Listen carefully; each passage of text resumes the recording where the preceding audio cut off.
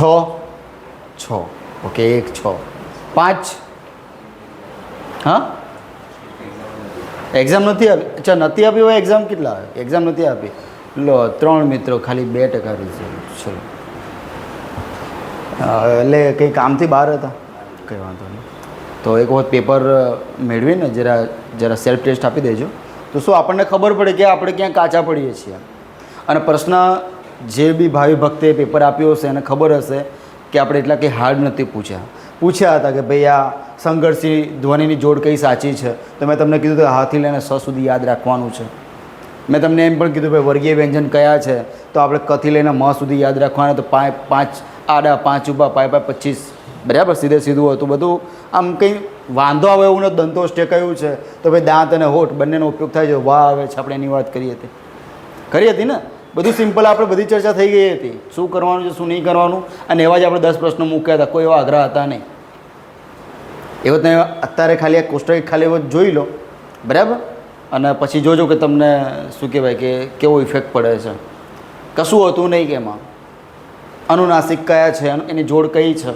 તમને એ પૂછ્યું હતું અને એક પ્રશ્ન એવો પૂછ્યો હતો કે કયું નથી જો તમે ઉતાવળ કરી જશો છે કે નથી એ સમજવામાં તમે લોચા માર્યા હશે આપણને આવડતું બધું જ હોય છે પણ જેવો પ્રશ્ન વાંચે કે નીચેનામાંથી કયો અનુનાસિક પછી આપણે કહ્યું એટલે સરસ 5 જ છે ને અંગ અંજ અણ ન ને મ બસ પતી ગયું પણ પ્રશ્ન આપણો શું હોય કે નથી તમને 4 ઓપ્શન આપેલા હોય અને એક કદાચ ના આપ્યો હોય આપણે ઉતાવળમાં એ કરી દઈએ છીએ બરાબર પછી આપણે એવું કરીએ કે ભાઈ કયું છે તો આપણે તરત ઓકે આ અંગ છે તો આપણે એ ઓપ્શનમાં ટીક કરી દઈએ પણ આપણે પછી પાછળના 3 ઓપ્શન નથી જોતા કે ભાઈ આપેલ તમામ બી છે તો આ તમામ પણ હોઈ શકે છે બરાબર એટલે નાની ભૂલો પણ વાંધો નહીં 50માંથી 2 ભાઈઓ જ આપી હતી ને તમે પરીક્ષા બાકી 3 નવા છે તો 25 પ્લસ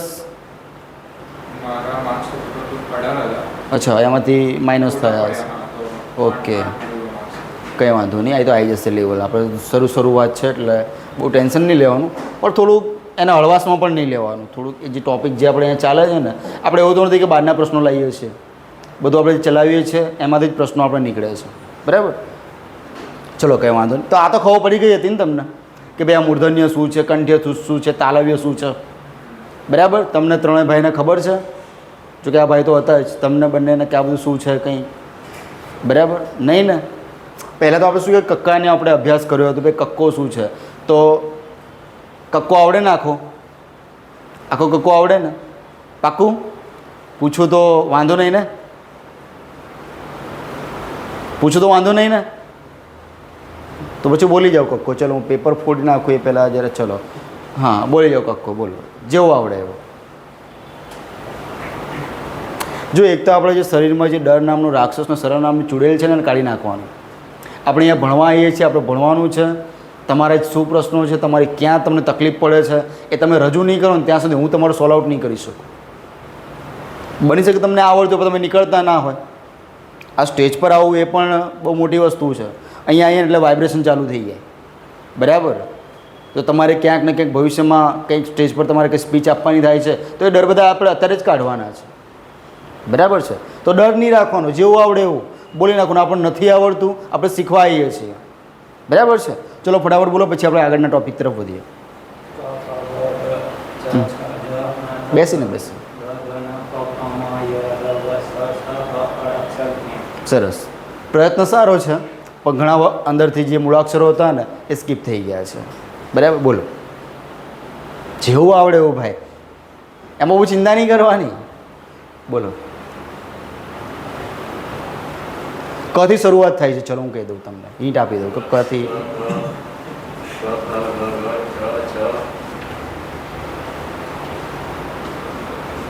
જ હા હા પછી ત વર્ગના વ્યંજનો ત થ દ ધ ન પ ફ બ ભ મ યર લવ સ શ શ હ અળક્ષગ્ન બરાબર વચ્ચેના 2 વ્યંજનો તમે નથી બોલ્યા એક અંગ નથી બોલ્યા બરાબર અને એક અંજની બોલ્યા એક આને જે આવે ને એક તો આપણે હા એક આવું એક આવે છે આપણને બરાબર આપણે પ્રાથમિક શાળાથી આપણને કોઈ ભણાવ્યું જ નથી કેમ કે બની શકે કે એ લોકોને નહીં આવડતું હોય બની શકે, કેમ કે આ બંને મૂળાક્ષરો પહેલાંથી આપણે સ્કીપ થતા આવ્યા છે. બસ ક ખ ગ ઘ પછી ચ ચ જ જ બસ આવું જ આવે છે. પછી બે આ જે છે અનુનાસિક એનો ઉપયોગ થયો જ નથી આજ સુધી, પણ આપણે પરીક્ષામાં પૂછાય છે એટલા માટે આપણે ભણવાનું છે. બરાબર, ચલો કંઈ વાંધો નહીં. એક વખત ઘરે જઈને બી એક કક્કો એક વખત જોઈ લેજો, અને આ તમને PDF મળવાની છે તો એમાંથી બી તમે આ કોષ્ટક છે એ તમે ધ્યાન થોડું દોરી દેજો તો શું વાંધો ના આવે તમને. બરાબર, અને ક્યાંય સમજ ના પડે જેમ કે અત્યારે આ કોષ્ટક છે એ આઈ થિંક આપણે 2 થી 3 વખત ચાલી ગયું છે. બરાબર, તો બી વખત ખાલી આપણે ઓવરવ્યૂ જોઈને પછી આપણે આગળના ટૉપિક તરફ વધીએ છીએ. બરાબર, ચલો આપણે વાત કરી હતી કે ભાઈ વ્યંજનો. બરાબર, વ્યંજન શું, સ્વર શું, એ તો ખબર ને તમને. સ્વર એટલે શું, વ્યંજન શું, કે સ્વર એટલે એવા શું કહેવાય મૂળાક્ષરો કે જેના ઉચ્ચારણ માટે કોઈની જરૂર પડતી નથી. મારે અ બોલવું છે, બરાબર, તો હું આરામથી એને અ બોલી શકું છું. ભાઈ હું આ બોલ્યો છું અ, બરાબર, પણ મારે ક બોલવું છે ને તો ક ખોળો હોય એ અધૂરો હોય, એમાં જ્યાં સુધી એમાં સ્વર ના ઉમેરાય ને ત્યાં સુધી પૂરો ના બને. એમાં અ ઉમેરાયો છે સ્વર માટે ક થયો છે. બરાબર છે, એકલા વ્યંજન જે અધૂરા હોય એ ઉચ્ચારણ થઈ શકતા નથી જ્યાં સુધી એનામાં સ્વર ના ઉમેરાય. બરાબર, તો જે મૂળાક્ષરના ઉચ્ચારણ માટે આપણે સ્વર ઉમેરો ફરજિયાતપણે બરાબર જરૂરી બને તો એવા તમામ મૂળાક્ષરોને વ્યંજન કહેવાય. અને જેને કોઈ સપોર્ટની જરૂર નથી, જેને કોઈ કહેવાય ને કે આમ પાછળ કોઈ આમ ટેકો આપે એની જરૂર ના હોય તો એ બધા સ્વર છે, અને તમે સ્વતંત્ર રીતે ઉચ્ચારણ કરી શકો છો. બરાબર છે, ઓકે. હવે અહીંયા આપણે જોઈએ કે ભાઈ ઘોષ છે, અઘોષ છે. બરાબર, હું થોડું સ્પીડમાં જઈશ કેમ કે આપણે આ બધું કેટલી વખત ચાલી ગયું છે. આપણે એ પછી જેમ જેમ આવશે સમય એ પ્રમાણે આપણે રિપીટેશન કરતા જઈશું. બરાબર, અઘોષ છે અને ઘોષ છે, તો જે લોકો ભણી ગયા એમાંથી કોઈ જવાબ આપવાનો પ્રયત્ન કરશે કે અઘોષ શું છે, ઘોષ શું છે. બરાબર છે, આપણે ઉદાહરણ સાથે કીધું હતું ભાઈ અલ્પપ્રાણ મહાપ્રાણ શું છે. બરાબર, કંઠ્ય તાલવ્ય મૂર્ધન્ય આની આપણે વાત કરી હતી. એ કેવી રીતે એ અલગ વર્ગ પડ્યા છે એની આપણે વાત કરી હતી. બરાબર, ચલો કંઈ વાંધો નહીં. ચલો આ બાજુ આવી. ચલો આમાં એવું છે કે અઘોષ અને ઘોષ. બરાબર, તો ઘોષ આપણે સમજી લઈએ કે ઘોષ વ્યંજન એટલે એવા વ્યંજનો કે તમે જ્યારે એનું ઉચ્ચારણ કરો છો ને તો ત્યારે એક રણકો સંભળાય, અવાજ ઘેરો બને. અવાજ કેવો બને, ઘેરો બને, એક રણકો સંભળાય. બરાબર, જ્યારે અઘોષની અંદર એવું નથી હોતું, એમાં રણકો પણ સંભળાતો નથી અને અવાજ ઘેરો પણ બનતો નથી. બરાબર, હું બોલું ભાઈ ક ખ, કંઈ એટલું ખરાબ આમ આપણે ગળાને કષ્ટ નથી પડતો, કંઠ પેટી છે આપણી એને એટલી બધી ઇફેક્ટ નથી થતી. પણ હું બોલું છું ગ ઘ તો અહીંયા જ્યારે કે કંઠનાળ આમ જેમ કે અવાજ ઘસાઈને બહાર આવતો હોય ને ફોર્સ સાથે એવો આપણને અહેસાસ થાય. તો આ બધા ઘોષ છે, આ અઘોષ છે. બરાબર, અલ્પપ્રાણ મહાપ્રાણની વાત કરું, બરાબર, તો એક સિમ્પલ એની જે વ્યાખ્યા છે સમજી લો કે તમે જ્યારે કોઈ વ્યંજનનું ઉચ્ચારણ કરો છો અને તમને લાગે કે આમાં હ ભળે છે, શું ભળે છે, હ ભળે છે, બરાબર, ત્યારે તમારે સમજી લેવાનું કે કેવો છે, મહાપ્રાણ છે. બરાબર, હું ક બોલું છું તો એમાં મને ખાલી અ જ સંભળાય છે. કની અંદર મને અ જ એવું કંઈક આવું સંભળાય ક, આમાં કંઈ એવું કંઈ આપણે એકદમ સામાન્ય રીતે આપણે નીકાળી શકીએ છીએ આપણું ઉચ્ચારણ. બરાબર, પણ મારે બોલવું છે ખ. બરાબર, બોલો ખ, તો જ્યારે કે હ બહાર નીકળતો હોય ને એવું લાગે તમને, એટલે કે ખની અંદર ક્યાંક અંશે હ ઉમેરાતો હોય ને એવું લાગે. તો જ્યાં તમે કોઈ ઉચ્ચારણ કરો છો અને તમને લાગે ને કે આમાં હ ભળે છે તો એ તમામ જે વ્યંજન છે કેવા છે, મહાપ્રાણ છે. અને હ નથી ભળતું તો આ તમામ વ્યંજન કેવા છે, અલ્પપ્રાણ છે. બરાબર, મહાપ્રાણ એટલે કે તમે ઉચ્ચારણ કરતા સમયે હવાનો જથ્થો ફોર્સ સાથે વધુ માત્રામાં નીકળે છે બહાર ફેફસા દ્વારા. બરાબર, તો એ મહાપ્રાણ. અને ઓછી માત્રામાં નીકળે એટલે કે ઓછું, અલ્પ. પહેલાંમાં મહા પ્રાણ એટલે આપણને ખબર છે કે ભાઈ આપણે વાયુની વાત છે, પ્રાણવાયુ એની વાત છે. ઓકે, ચલો હવે આગળ વધીએ આપણે. આગળ એવું છે કે અલગ અલગ વર્ગ પ્રમાણે વ્યંજનની આપણે ગોઠવણી કરીએ છીએ. બરાબર, અને જે વર્ગીકૃત જે વ્યંજન છે તો એ કથી લઈને મ છે. યાદ કઈ રીતે રાખવાના છે, તો લયબદ્ધ યાદ રાખવાના છે. જ્યાં કે કોઈ ગીત ગાતા હોય ક ખ ગ ઘ અંગ, ચ છ ઝ ઝ અંજ, ટ ઠ ડ ઢ ણ, ત થ દ ધ ન, પ ફ બ ભ મ. થઈ ગયા 5-5ની જોડીમાં આરામથી, કશું કંઈ તકલીફ પડી નથી. બરાબર છે, આરામથી ક ખ ગ ઘ અંગ, ચ છ જ ઝ અંજ, ટ ઠ ડ ઢ ણ, ત થ દ ધ ન, પ ફ બ ભ મ. આરામથી. ઓકે, તો અહીંયા તમે કથી શરૂઆત કરી, એના મથી શરૂઆત કરી, તો આને જે કહેવાય છે, બરાબર છે, એને વર્ગીય વ્યંજન તરીકે ઓળખવામાં આવે છે.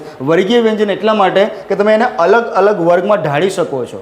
એનું જે ઉચ્ચારણ સ્થાન છે, એના ઉચ્ચારણ કરવાની જે પ્રક્રિયા છે, એના દ્વારા તમે અલગ અલગ વર્ગમાં એની રજૂઆત કરી શકો છો. વાત કરીએ આપણે કે ભાઈ આ ક વર્ગની જે લાઈન છે, બરાબર, તો બોલો ક ખ ગ ઘ અંગ. તો જાણે કે કંઠનાળ પર કંઈક કષ્ટ પડતો ને એવું લાગે. ક ખ ગ ઘ અંગ. તો માટે એવા જે વ્યંજન છે એને કંઠ્ય વ્યંજન કહેવાય છે. ક ખ ગ ઘ અંગ તો એ કંઠ્ય વ્યંજન છે, બરાબર. અથવા તો ક વર્ગના વ્યંજનો કહી શકાય. તમને કોઈ પરીક્ષામાં પૂછી લે કે નીચેનામાંથી કયો વ્યંજન ક વર્ગનો નથી, તો તમને અહીંયા કથી લઈને આ ગ સુધી આપણને છેલ્લે જ અંદર આવી જાય, તો તમને ખબર હોય ભાઈ જ વર્ગ એટલે તો ભાઈ તાલવ્ય ચ વર્ગનું વ્યંજન છે. તમને આટલી ખબર પડી જાય ને. તો આપણે આ જ વસ્તુ જો કે અમુક ટાઈમે આપણને એવું જોયું કે બધું આવડે, પણ અમુક ટાઈમે આપણે એ તો નક્કી કરી જ લેવાનું કે આ તો ના જ આવે. સમજ પડે? તમે એલિમેન્ટ ઓપ્શનવાળામાં જશો ને કે ભાઈ એલિમેન્ટ કરતા જશો ને તો તમને સાચો જવાબ ખબર પડી જશે, બરાબર. કે ભાઈ આ વસ્તુ પોસિબલ જ નથી. ભાઈ ક વર્ગને ખાલી 5 જ છે, તો આપણે ક ખ ગ ઘ અને એક ખબર નહીં કંઈક આ ડબલા જેવું કંઈક મૂકેલું છે. આ તો ઉચ્ચારણ આપણે અત્યારે હાલ ખબર છે, બાકી પહેલાં કંઈ ખબર જ નથી કે આના અંગ કહેવાય. પણ આવું કંઈક આવે છે અને સાહેબે કીધું હતું કે ભાઈ 5-5ની જોડીમાં વ્યંજનો આવે છે. તો આ તો જ તો કહેવાય ને કે અલગ જ ફેમિલીનો સદસ્ય છે. આની જોડે કંઈ લેવા દેવા જ નથી. તો તમે એલિમેન્ટવાળો જે ઓપ્શન તમે આગળ વધશો ને તો તમને ખબર પડશે કે ભાઈ નહીં, આ ક વર્ગના વ્યંજનમાં આ વસ્તુ ના આવે, બરાબર છે. જોઈએ આગળ. બીજું આપણે વાત કરીએ હતી ભાઈ તાલવ્ય. તો તાલવ્ય એટલે શું? તો ભાઈ તમે જ્યારે કોઈ વ્યંજનનું ઉચ્ચારણ કરો ત્યારે તમારો જે જીભનો જે ટેરવાનો ભાગ છે ને એ આપણા મુખ ગુહાની અંદર ઉપરની બાજુ મૂર્ધાનો જે ભાગ છે ને એની પહેલાં આવેલો ભાગ છે તાળવું, બરાબર. ત્યાં આપણી જે જીભનો ટોચનો જે ભાગ છે સ્પર્શે છે. બોલો ચ છ જ જ અંજ. તો આપણી જે જીભ છે, આપણું જે ટેરવું છે, આપણે તાળવાનો જે ભાગ છે ત્યાં સ્પર્શે છે જ્યારે આપણે એનું ઉચ્ચારણ કરીએ છીએ. તો એને કહેવાય તાલવ્ય અથવા ચ વર્ગના વ્યંજનો, બરાબર છે. બીજું આપણે જોઈએ કે ભાઈ મૂર્ધન્ય અથવા તો વર્ડ્સ અથવા ટ વર્ગના વ્યંજનો. તો ભાઈ ટ ઠ ડ ઢ ણ, બરાબર. તો આ કેમ મૂર્ધન્ય કેમ કહેવાય છે કે તમે જ્યારે એનું ઉચ્ચારણ કરો છો ત્યારે તમારા જીભનો જે ટેરવાનો ભાગ છે એ તાળવાથી આગળ આવેલો જે ખરબચડો ભાગ છે ઉપરની સાઈડ, બરાબર. તમે જીભ ફેરવશો તો તમે જાણે કે કોઈ આમ કહો કે ઝીબ્રા ક્રોસિંગ મૂક્યું હોય ને અંદર, એવું તમને ફિલિંગ થશે, બરાબર. આ ઉપસેલા પેલા બમ્પ મૂકેલા હોય ને એવું લાગશે તમને, બરાબર. તો એ જે ભાગ છે મૂર્ધાનો ભાગ છે, બરાબર. અને એના આપણે શું કહે જીભ આપણે સ્પર્શે છે અને ઉચ્ચારણ થાય છે માટે એને કહેવાય છે મૂર્ધન્ય વ્યંજનો, બરાબર. અથવા તો ટ વર્ગના વ્યંજનો. નીચે આપણે ભક્તની વાત કરીએ કે ભાઈ ત વર્ગના વ્યંજનો. તો ભાઈ ત વર્ગના વ્યંજનો એટલે એવા વ્યંજનો, બરાબર, કે તમે જ્યારે એનું ઉચ્ચારણ કરો છો તમારી જીભ છે દાંતે સ્પર્શે છે માટે એને કહેવાય છે દંત્ય અથવા ત વર્ગના વ્યંજનો. તો બોલો ત થ દ ધ ન, બરાબર છે. તો આ કેવા છે? એ દંત્ય વ્યંજનો છે. આગળ વાત કરીએ ભાઈ પ વર્ગના વ્યંજનો અથવા તો એને શું કહેવાય છે? ઔષ્ઠ્ય. તો શબ્દની અંદર જવાબ છુપાયો છે. ઔષ્ઠ્ય એટલે કે તમે જ્યારે આ વ્યંજનનું ઉચ્ચારણ કરો છો ત્યારે તમારે હોઠ પ્રતિક્રિયામાં આવે છે, બરાબર છે. ત્યારે તમારા હોઠ એક હોઠને બીજો હોઠ સ્પર્શે છે. બોલો તમે હોઠ આમ કહેવાય ને આમ ખુલ્લા રાખીને પ બોલો તો બોલાય છે? પ્રયત્ન કરો, નહીં બોલાય ભાઈ, બરાબર. કે પ ફ બ ભ મ, તો તમારા હોઠ બે ભેગા થાય છે જ્યારે તમે આનું ઉચ્ચારણ કરો છો ત્યારે. તો માટે આ પ વર્ગના વ્યંજનો અથવા કેવા કહેવાય? ઔષ્ઠ્ય કહેવાય. આગળ વાત કરીએ, બરાબર. હવે જો આટલા જે અમુક તમને પ્રશ્નો છે સાહેબ તમે કથી લઈને મ સુધી જ ગયા, બાકીના ઘણા બધા રહી ગયા. તો બાકીના જે 9 વ્યંજનો જે રહી ગયા છે એ બધા છૂટાછવાયા છે, જે પરીક્ષામાં ઇનડાયરેક્ટલી પૂછાય, ડાયરેક્ટલી નથી પૂછાતા. તમને અચાનક પૂછે ભાઈ સંઘર્ષી વ્યંજનો કયા છે, ભાઈ પ્રકંપી વ્યંજનો કયા છે, ભાઈ થડકારવાળો કે થડકાર વગરનો પાર્શ્વિક વ્યંજન કયો છે. તો એ રીતે મારે તમને યાદ રાખવા માટે આ કોષ્ટકમાં ઢાળી આપેલા છે અમે, કે તમને ખાલી આમ યાદ રાખી જ લેવાના ભાઈ આમાં આવું આવે, બરાબર છે. જ્યારે મેઇન પ્રશ્નો છે ને આપણે આટલામાંથી પૂછાય છે. તમને એમ પ્રશ્ન પૂછાય કે ભાઈ નીર અનુનાસિક વ્યંજનો કેટલા છે? એક પ્રચલ આમ બની શકે ભવિષ્યની ટેસ્ટમાં કદાચ આ પ્રશ્નો ઉમેરું, બરાબર. તમને એમ પૂછી લો કે ભાઈ નીર અનુનાસિક વ્યંજનો કેટલા છે, બરાબર છે. તો આપણને ખબર પડી ભાઈ અનુનાસિક 5 છે, વર્ગીય વ્યંજનો ટોટલ 25 છે. તો 25માંથી 5 નીકળી ગયા તો બચ્યા કેટલા? 20. બરાબર સાહેબ તમે ગુજરાતી વ્યાકરણમાં પણ ગણિત લઈ આવ્યા, પણ આપણે એની ઉપર જ આગળ વધવાનું છે. ગણિત તમારો પીછો ક્યારેય નહીં છોડે, બરાબર છે. એ ઘર હોય કે બહાર હોય તમારે એની જોડે જ રહેવું પડશે, ઓકે. તો આ વસ્તુ ખબર પડી ગઈ. આ જે વસ્તુ છે બરાબર, આની આપણે વાત કરીએ તો આ બધા જ જે વ્યંજનો છે એ નિરનુનાસિક. બરાબર, તો અનુનાસિક શું છે કે તમે જ્યારે કોઈ વ્યંજનનું ઉચ્ચારણ કરો છો ત્યારે તમારી જે હવાનો જથ્થો છે એ ઉચ્ચારણ કરવા માટે હવાનો જથ્થો છે એ અમુક ટાઈમે આપણે ફેફસા દ્વારા મુખ વાટેથી બહાર આવતો હોય છે. પણ આ બધા વ્યંજનો એવા છે તમે ઉચ્ચારણ કરો છો ને તો આપણને જે ફેફસામાંથી જે હવા નીકળતી જો હોય ને એ મોઢાથી નહીં પણ નાકથી નીકળે છે. સૌથી વધારે જથ્થો ક્યાંથી નીકળે છે? નાકમાંથી નીકળે છે. નાસિકા કોટલ દ્વારા આનું ઉચ્ચારણ થાય છે. બરાબર, તો માટે આ કેવા કહેવાય છે? અનુનાસિક. અનુનાસિક. બરાબર, નાસિક એટલે ખબર છે નાકની વાત છે અહીંયા. ઓકે, તો આ વસ્તુ છે. ચલો, દંતોષ્ઠ્ય. ભાઈ દંતોષ્ઠ્ય વ્યંજન એટલે એવો વ્યંજન કે તમે ઉચ્ચારણ કરો છો ત્યારે તમારો દાંત અને હોઠ બંને પ્રતિક્રિયામાં આવે છે. બોલો વ, તો તમારા જે ઉપરના દાંત છે નીચેના હોઠને સ્પર્શે છે. બરાબર, તો માટે આ જે વ છે ને એ કેવો કહેવાય છે? દંતોષ્ઠ્ય. બીજો પરીક્ષામાં પ્રશ્ન પૂછાઈ ગયો, મેં પૂછ્યો હતો કે ભાઈ અર્ધસ્વર વ્યંજનો કયા છે? તો ભાઈ ય અને વ છે. અર્ધસ્વર વ્યંજનો કયા છે? કે ભાઈ ય અને વ છે. તમને પ્રશ્ન પૂછાય ભાઈ સંઘર્ષી વ્યંજનો કેટલા છે અને કયા કયા છે, અથવા નીચેનામાંથી સંઘર્ષી વ્યંજન કયું નથી? તો તમને આ ચાર ખબર હોય કે 3 સ આવે છે અને હ આવે છે. આ એ પ્રશ્ન પૂછ્યો હતો મેં, પૂછ્યો હતો ને પરીક્ષામાં. જે લોકો પરીક્ષા આપી એને ખબર હશે આ પ્રશ્ન પૂછ્યો હતો. પછી આ પ્રશ્ન પૂછ્યો ભાઈ પાર્શ્વિક ધ્વનિ. તમને કદાચ કોઈ પૂછે ભાઈ પાર્શ્વિક ધ્વનિવાળા વ્યંજનો કેટલા છે? તો ભાઈ 2 છે, એક લ અને અળ છે. એમાં પાછા અલગ અલગ 2 ભાગ પડે છે કે ભાઈ થળકાર વાળો અને થળકાર વગરનો. બરાબર, હવે થળકાર વાળો એટલે શું અને થળકાર વગરનો શું? તો અહીંયા તમે જુઓ કે થળકાર વગરનો એમ તમે બોલો છો ને તો એટલો બધો કહેવાય ને કે આમ ઝટકો નથી લાગતો. બરાબર, અને આમાં લાગે છે. તો વાળો અને વગરનો, તો અહીંયા વાળો થળકાર વાળો તો લ આવશે અને થળકાર વગરનો તો અળ આવશે. બરાબર, આટલું તમારે યાદ રાખવાનું છે કે નજીકની પરીક્ષામાં બની શકે કે હજુ મને કહેવાય ને કે સંતુષ્ટિ થઈ નથી તમારા માર્ક્સથી, તો ફરીથી આ પ્રશ્નો રિપીટ થાય. એટલે તમારે ધ્યાન રાખવું પડશે. આપણે વીકલી તો 50 માર્ક્સને લઈએ જ છીએ. બરાબર, પણ કદાચ કોઈ 100 માર્ક્સનું કે એવું કોઈ પેપર સેટ કરે તો બની શકે હું પ્રશ્નો પાછા રિપીટ કરીશ. એટલે એવું નહીં કે જેમ જેમ ટોપિક સાહેબ આપણે તો વીકલી કે ટોપિક વાઇઝ જ વાત થઈ હતી, પણ મને જ્યાં સુધી સંતોષ નહીં થાય, હું સંતોષ નહીં મળે ત્યાં સુધી હું પ્રશ્નો પૂછીશ. બરાબર છે, તો તમારે ફરીથી એ વસ્તુ રિવિઝન કરતા રહેવાનું છે કે યુદ્ધ આમ જાહેર થઈ જાય અને પછી તમે ફરીથી તલવારને ધાર કાઢવા બેસો એ નહીં કરવાનું. રોજે રોજ ધાર કાઢી જ રાખવાની. બરાબર છે, રોજનું રોજ કરી જવાનું અને લાગે કે હા પેલું થોડું બાષ્પીભવન થતું જાય છે, એક વખત ફરીથી રિવિઝન કરી લેવાનું. બરાબર, વાંચવું એટલું મહત્વનું નથી, તમે રિવિઝન કેટલું કરો છો ને એ મહત્વનું છે. લોકો આખી ચોપડી પૂરી કરી નાખે પણ યાદ કશું નથી રહેતું. એક ચોપડી પૂરી કરીને બીજું પ્રકાશન આવે તો બીજી ચોપડી લઈ લે છે, પણ પહેલી તો વ્યવસ્થિત પૂરી થઈ પણ ના હોય. એટલે વસ્તુ ધ્યાન રાખવા. બરાબર, ચલો, તો આજનો આપણો ટોપિક છે શબ્દકોશનો ક્રમ. બરાબર, અહીંયાથી આપણે અટક્યા હતા. હવે શબ્દકોશનો ક્રમ એવી વસ્તુ છે સાહેબ, આ તો કક્કો જ કહેવાય ને. હા ભાઈ, કક્કો જ કહેવાય, પણ કક્કો અને આમાં થોડોક તફાવત છે. બરાબર છે, આમાં પ્રશ્નો કેવા પૂછાય છે કે ભાઈ નીચેનામાં જે ઓપ્શન જે વિકલ્પો આપેલા છે એમાંથી પહેલો શબ્દ કયો આવી શકે? બરાબર છે, અથવા જે શબ્દના જે જોડકા આપેલા છે એનો ક્રમબદ્ધ રીતે સાચો ક્રમ કયો છે? કે ક્રમબદ્ધ મીન્સ કે ક ખ ગ ગ એ પ્રમાણે કન્ટિન્યુ આવતા હોય કે ભાઈ પહેલાં કનું આવી ગયો તો ક ભાઈ ખ ભાઈ કે ભાઈ ખીલજી આવી ગયો. બરાબર, એવી રીતે શબ્દો આપણે ગોઠવવાના હોય કક્કા પ્રમાણે. બરાબર, પણ એમાં પણ તમારે શું કહેવાય કે થોડી બુદ્ધિ વાપરવાની છે. કેવી? તો આપણે અહીંયા જોઈએ. બરાબર, જ્યારે બી તમને એમ પૂછે, ચલો આપણે એક નાનું ઉદાહરણ લઈએ.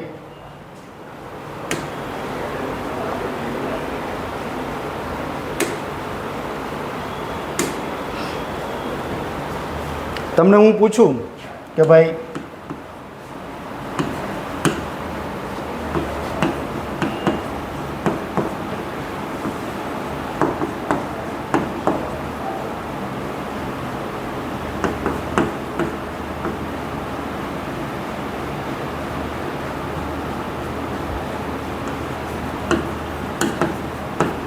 ચલો આ એક પ્રશ્ન મેં સાદો સિમ્પલ પૂછ્યો છે. બરાબર, વચ્ચે જોડાક્ષર લખવાનો પ્રયત્ન કરતો તો મેં તમે કીધું પાછા ગૂંચવાઈ જશો એટલે ભાઈ જોડાક્ષર નહીં મૂક્યા. આ એક સિમ્પલ તમને 4 શબ્દો આપ્યા છે.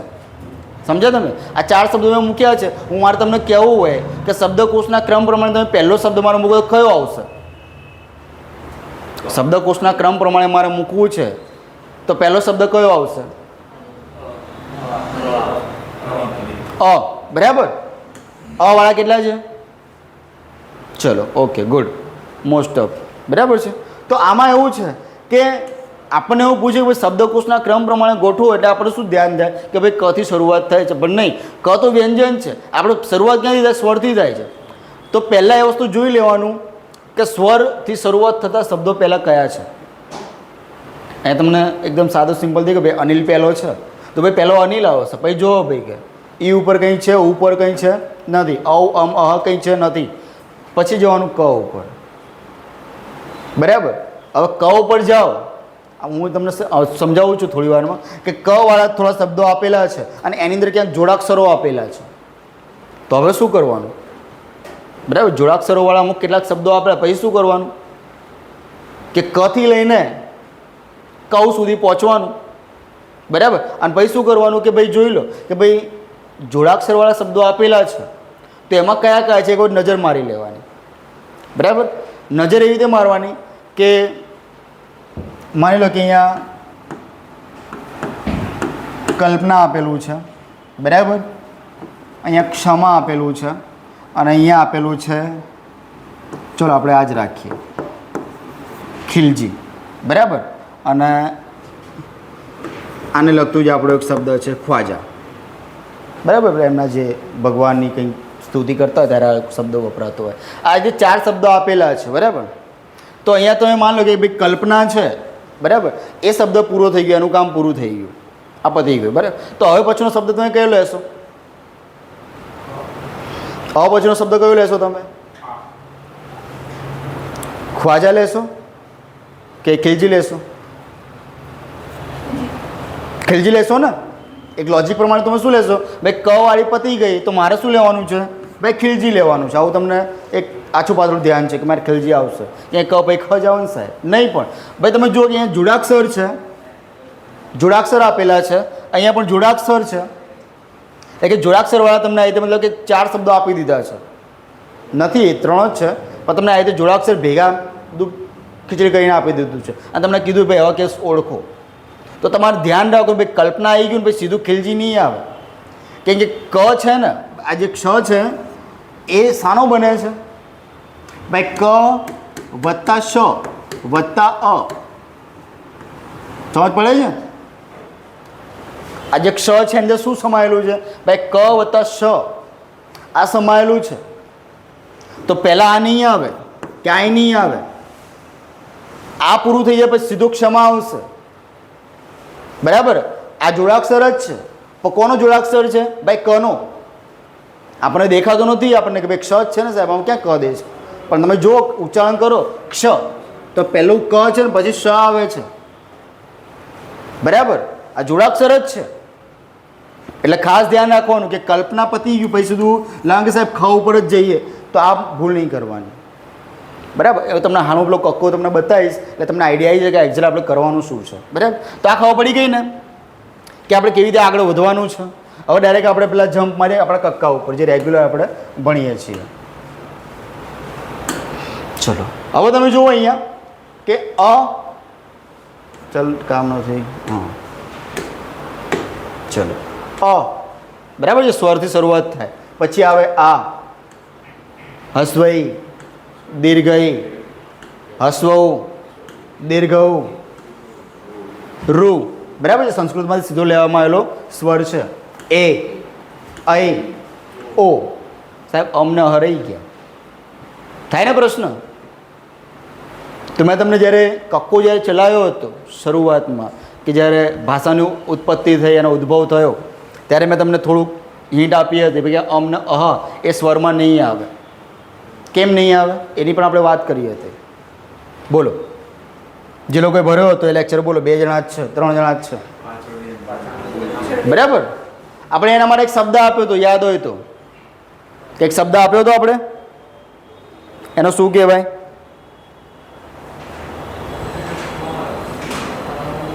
એક શબ્દ આપ્યો હતો, યાદ કરો.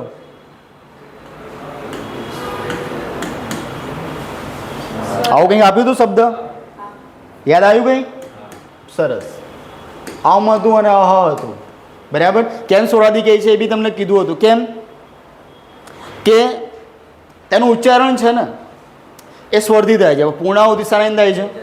વ્યંજનથી થાય છે. માટે પૂર્ણ સ્વરમાં નહીં આવે. એ બધું મિક્સઅપ છે. બરાબર. તો આ વસ્તુ આપણે કીધું હતું. બરાબર. તો અહીંયા એ અહીં અને ઓ સુધી તો શબ્દો આપેલા છે આપણે. તો આટલું તમારે ધ્યાન રાખવાનું કે અથી લઈને ઓવાળા ભાઈ છે સ્વર છે તો પહેલાં એ ઉપયોગમાં લો. પહેલાં એ ઉપયોગમાં લો અને પછી વ્યંજનમાં આવો. બરાબર છે. પછી વ્યંજનમાં આવો. આટલું કામ પતી ગયું આપણું. અથી લઈને ઓ સુધી આપણું કામ પતી ગયું. પછી આપણો કક્કો ચાલુ થશે અને પહેલો જ આપણો જે કહેવાય ને કે એન્ટ્રી પડશે બચ્ચનની કથી.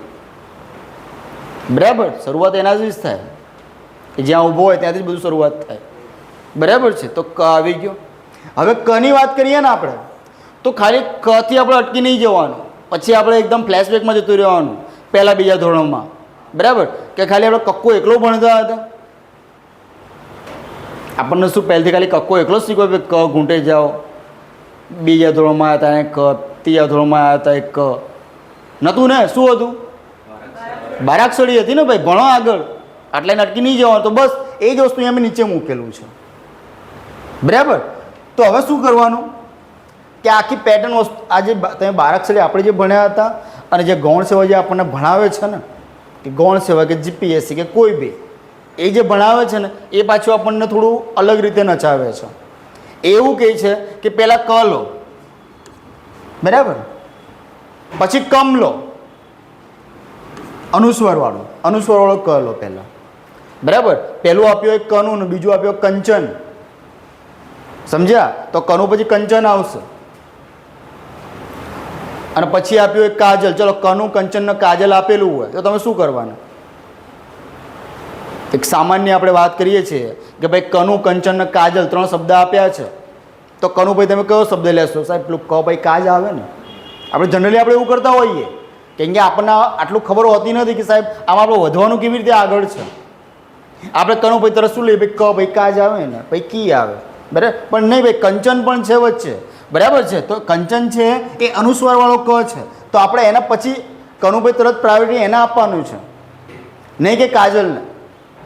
પછી જવાનું ભાઈ કા. પછી જો ભાઈ કા અનુસ્વરવાળું. આવું છેક સુધી ચાલશે. બરાબર છે. કી. બરાબર છે. અહીંયા છે અનુસ્વાર પણ ક્યાંક દબાઈ ગયું છે. બરાબર. એ જરા ઝૂમ કરું કે ચાલશે? અચ્છા ઓકે. બરાબર છે. આ કી કી કુ કુ કુ કુ ક્રુ. હવે આ ક્રુ કેવી રીતે બન્યું? તો ક વત્તા રૂ. બરાબર છે. આવી રીતે આપણું બન્યું ક્રુ. મને ખબર છે ત્યાં જે જૂના જે વિદ્યાર્થીઓ હતા જે પહેલી બેચમાં શરૂઆતમાં એનું મેં કીધું હતું કે લઘુ સ્વર લઘુ જે આપણા અક્ષરો છે ને એ ફક્ત કેટલા છે? 4 જ છે. યાદ છે ને કંઈ? મેં આવું કંઈક કીધું હતું કે તમારા છંદમાં તમને આ બધા શબ્દો અથડાશે. લઘુ ને ગુરુ ને આ બધા અથડાશે. દીર્ઘ ને આ બધું શું છે એ બધા અથડાશે. ત્યારે મેં તમને કીધું હતું કે ફક્ત 4 જ લઘુ છે એ સિવાય બધા ગુરુ છે. 4 જ છે જે નાના છે બાકી બધા મોટા છે. બરાબર. તો એ કયા કયા હતા? તો આપણે સ્વરની વાત કરીએ તો ભાઈ એક અ હતો, એક હસવઈ હતી, એક હસવવું હતું અને એક રૂ હતું. બરાબર છે. મારે એના કક્કામાં બોલવું છે તો એક ક આવશે, એક આવશે કી, બીજું આવશે કુ અને ત્રીજું આવશે ચોથું આવશે ક્રુ. આ આપણા લઘુ, આ આપણા નાના. બરાબર. બાકીના બધા મોટા. બરાબર છે. તો આ વસ્તુ યાદ રાખજો. તો અહીંયા કે કઈ પછી અહીંયા બી કંઈ દેખાતું નથી. હું જરા ઝૂમ કરી દઉં ને.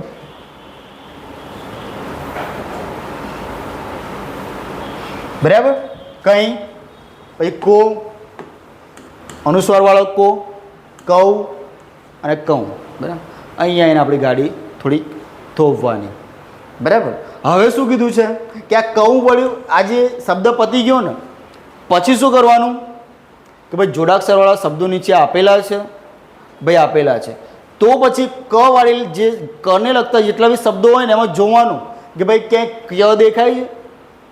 જ્યાં શબ્દ શરૂઆત ક્યાંથી શબ્દ શરૂઆત થતો હોય. ભાઈ ક્ર વાળો કોઈ શબ્દ છે લ વાળો કોઈ શબ્દ છે કે જેમ ક્લચ શબ્દ આપી દીધો હોય, બરાબર, ક્લચ, તો ત્યારે તમારે ભાઈ ક્લ વાળો છે, ભાઈ ક્વ વાળો છે. હવે આટલા પતી જાય ને પછી જોવાનું ભાઈ ક્ષથી શરૂઆત થાય છે, ક્ષમા છે, ક્ષિતિજ છે, આવો કોઈ શબ્દો આપેલા છે. તો શું કરવાનું કે અહીંયા કૌંસ સુધી તો વાંધો ખરો તમને? આટલા સુધી કંઈ વાંધો નથી ને? વાંધો આપણને અહીંયાથી છે. તો આ સાહેબ યાદ કેવી રીતે રાખવાનું પ્રશ્ન થાય આવો. તો તમે જોઈ શકો કે આ બધા જ એક લાઇનથી જ લીધેલા શબ્દો છે, લાઇનથી લીધેલા શબ્દો છે આ બધા. અખિયામાંથી શું અલગ પડે છે? ય. ક્રમાંથી શું અલગ પડે છે? ર. ક્લમાંથી ક્વ, ક્ષ. જોઈ લો હવે. ય ર લ વ શ, શ સ. આવી ગયું? હવે તમારે આ કંઈ ગોખવાની જરૂર છે નથી ને? આપણે કક્કા પ્રમાણે જ આગળ વધ્યા છીએ ભાઈ. આટલા પૂરા થાય ને પછી આપણા જે છે જોડાક્ષરમાં જે શરૂઆત થાય છે એ આપણે ક્ષની એન્ટ્રી થઈ જાય છે, ક્ષ. આટલું પતી ગયું ત્યારે તમારી એક લાઈન કની પૂરી થશે. આખું અહીંયાથી ત્યાંથી લઈને અહીંયા સુધીનું જે આપણે સ્ટ્રગલ કર્યું ને એ અહીંયા આવીને પૂરું થશે.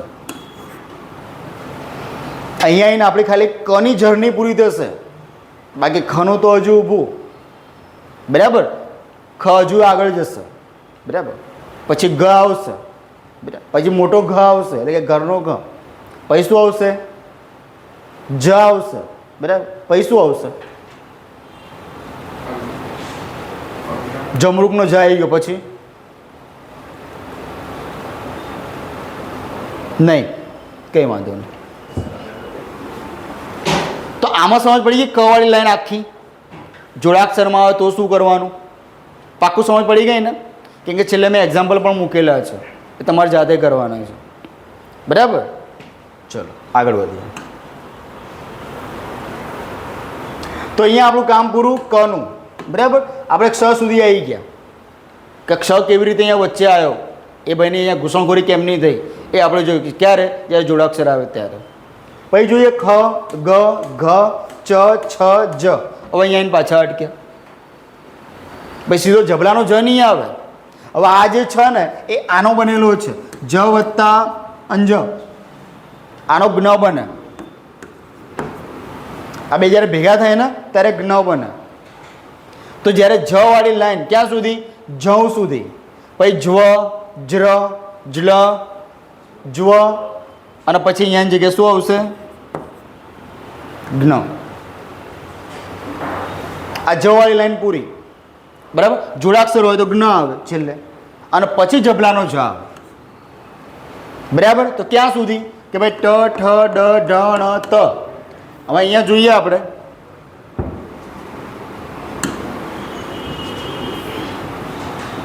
ક્યાં સુધી વધવાનું આગળ?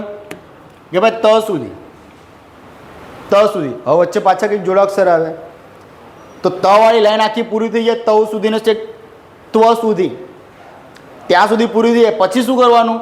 ભાઈ ત્ર વાળું છે તો તમે જોઈ શકો છો કે અહીંયા ક્ર આવે છે, તો મતલબ ત્ર ત્યાં આવી ગયો, અહીંયા ક્ર આવી ગયો, તેનું કામ પૂરું. પછી શું આવશે? ત્ર આવશે. તો ત્ર કેવી રીતે બને છે? કે ભાઈ ત્ર, ત વત્તા ર બરાબર બને છે આપણો ત્ર. તો આ લાઈન પૂરી.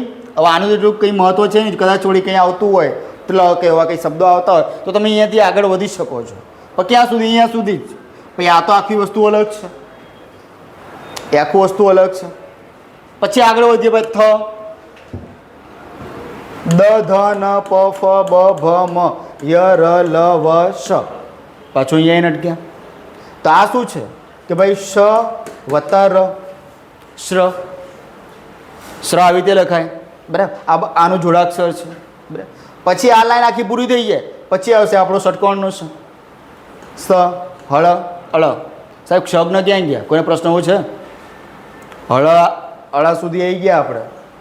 ક્ષગ્ન દેખાતા નથી સાહેબ. પાછા ક્ષગ્ન નહીં આવે એવું કોઈ છે? કોઈ નહીં? પાક્કું? કેમ નહીં આવે? Good, good question. બીજું કોઈ?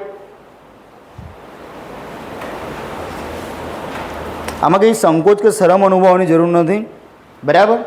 અને તમને પ્રશ્ન થવો ને એ મારા માટે બહુ જરૂરી છે.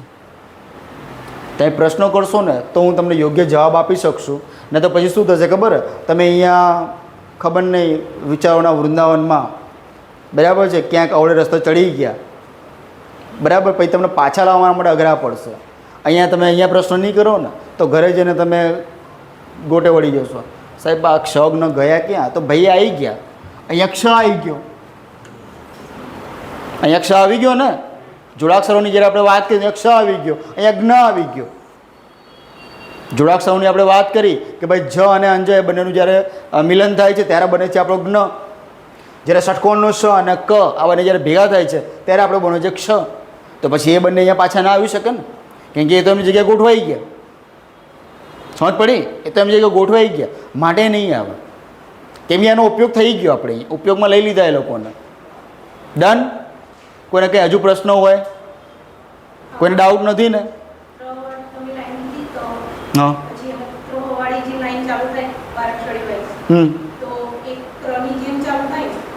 એટલે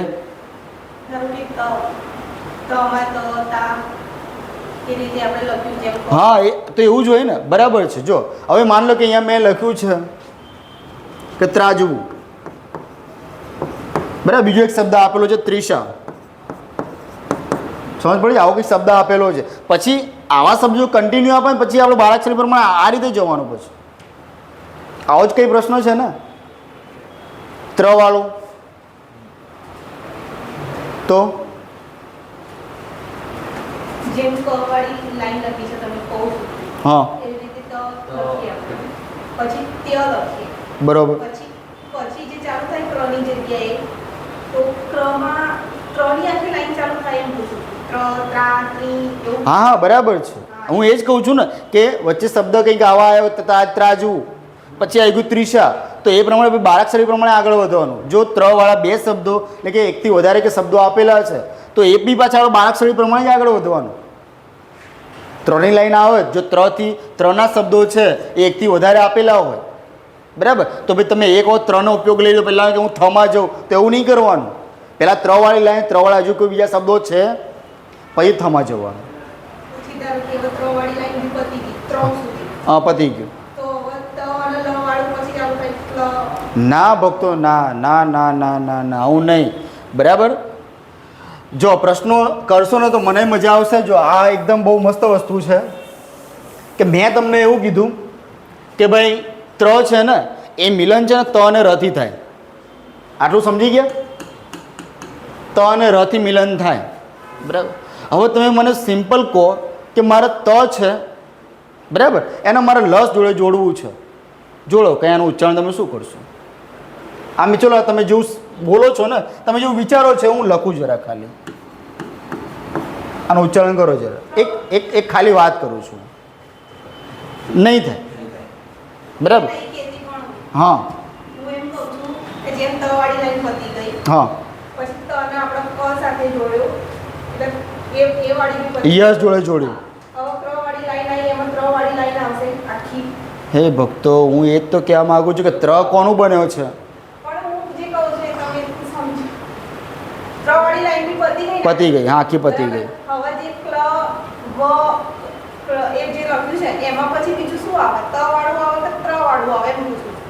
તો ત જ આવે ને, ત જ આવશે ને. હા, જો હા, પ્રશ્ન મારે સમજવામાં થોડી મિસ્ટેક થઈ, ચલો કંઈ નહીં. હવે એમ પ્રશ્ન એવો હતો કે ત્ર છે ને એ ત અને રથી બન્યો છે, એ મતલબ કે અહીંયા છે, આપણે અહીંયા છીએ ને આપણે, ઓકે. હવે માન લો કે આજે તવાળી જે લાઈન ભણી રહ્યા છીએ, હવે આ ત્ર એ ખાલી ર સુધી મર્યાદિત છે, સમજજો. એ ર સુધી અહીંયા મર્યાદિત છે. પછી આપણે શું કરવાનું? પછી જેમ મેં આ લખ્યું આવો કોઈ શબ્દ નથી બનવાનો કે એનાથી કોઈ શબ્દ કંઈ એનું ઉચ્ચારણ કંઈ છે બી નહીં. તમે એનું ઉચ્ચારણ જ નહીં કરી શકો કે એક્ઝેક્ટલી આ તમે બોલશો કેવી રીતે, નહીં બોલી દો. પણ આપણે પછી શું પકડવાનું? ભાઈ ત્લ, પછી આવશે ત્વ. સોરી, પણ મને સમજવામાં થોડી તકલીફ પડી કે તમે એક્ઝેક્ટલી શું કહેવા માગતા હતા. તો આ જ વસ્તુ છે. આપણે અહીંયા ત્ર આવ્યો ને તો ત્ર શું છે? ભાઈ ત અને રનું મિશ્રણ છે, બરાબર છે. પણ અહીંયા પછી લ સાથે જોડાય છે તો લ કેવું કે ઉચ્ચારણ ના થાય, એ તમારે આની જોડે આ ત જોડે લાગશે. ત્ર સાથે પછી આનું કંઈ નહીં થાય, કેમ કે ત્ર ઓલરેડી ત અને રનું મિશ્રણ છે, એટલે કે અહીંયા છીએ આપણે. બરાબર, ત્રણની એક સીમા છે અહીંયા સુધી જ. બરાબર, પછી બી જો એના કંઈ આગળના આવી રીતે જોડાક્ષર આવતા હોય ને તેમાં ત જ આવશે, નહીં કે ત્ર આવશે. ડન ને? ઓકે, સરસ, ખૂબ સરસ. બરાબર, જો આ રીતે પ્રશ્નો થવા જરૂરી છે. બરાબર, અને બીજું તમને એ પણ કહી દઉં કે આવું તમે જેટલું આ જે પ્રશ્ન પૂછો તમે, ચલો એક તમારી ઉત્સુકતા હતી કે જિજ્ઞાસા હતી, તમે પૂછી લીધું. બરાબર, પણ પરીક્ષામાં આવું નહીં પૂછે, એટલે બહુ ચિંતા નહીં કરવાની. સમજી લેવું જરૂરી છે, સમજવું જરૂરી છે. કદાચ તમને મેન્સમાં કદાચ આવું કંઈ પૂછો શબ્દકોશના ક્રમ પ્રમાણે કંઈક ગોઠવવાનું છે, તમે કેવી રીતે ગોઠવશો તો આ તમને આવડવું જરૂરી છે. કેવી રીતે બધી ગોઠવણી છે એ સમજી લેવું જરૂરી છે, પણ જે પૂછાય છે આવી રીતે જ પૂછાશે. બરાબર છે? ગુડ. પછી આપણે ક્યાં હતા? બીજું આપણે આની પહેલા તમે બોલો કે ભાઈ આમાં અંગ અને અંજબી આવે, એ જોડા આની અંદર એનો કંઈ ઉપયોગ નહીં થાય. introduction હતા એટલે આવ્યું આમાં. હા, એ ખાલી કક્કા અને એ બી અનુનાસિક પૂરતું મર્યાદિત છે, એ શબ્દોમાં ક્યાંય નહીં આવે. બરાબર છે?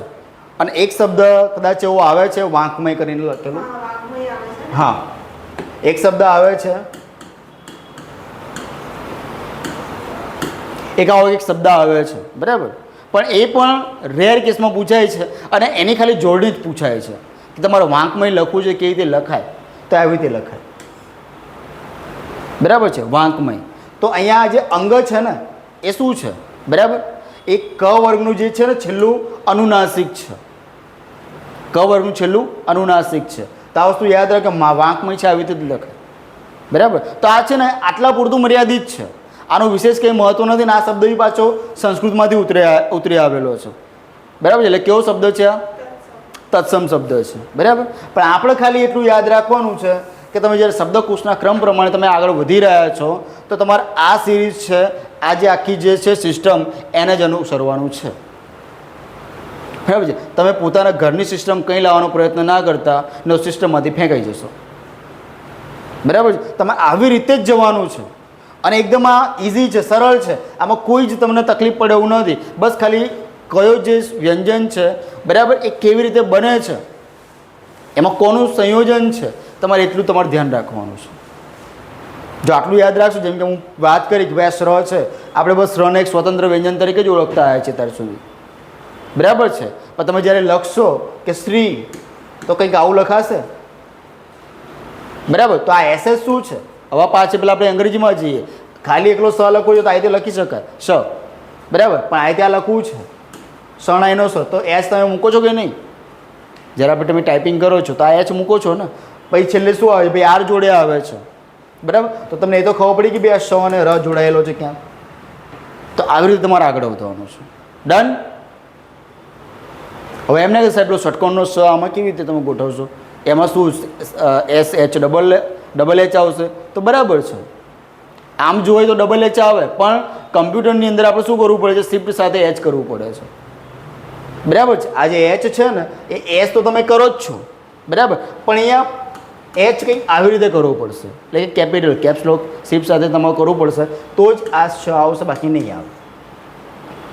બરાબર છે? ઓકે, ચલો આગળ વધીએ આપણે. તો આ તમને ખબર પડી ગઈ ને? કોઈને હજુ આટલામાં ના ખબર પડી હોય તો હું ફરીથી સમજાવું, ના તો ભાઈ સીધા પ્રશ્નો આપું. પ્રશ્નો આપું? પાક્કું ને? ચલો, નોટ પેન ચાલુ કરી દો.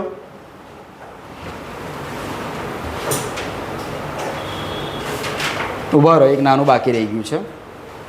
આ એક કોષ્ટક ખાલી તમે સમજી લો, જે મેં હમણાં હાલ કીધું ને એ જ છે કે ભાઈ આપણે વાત કરીએ, મારે શબ્દ લખવો છે મુદ્દો,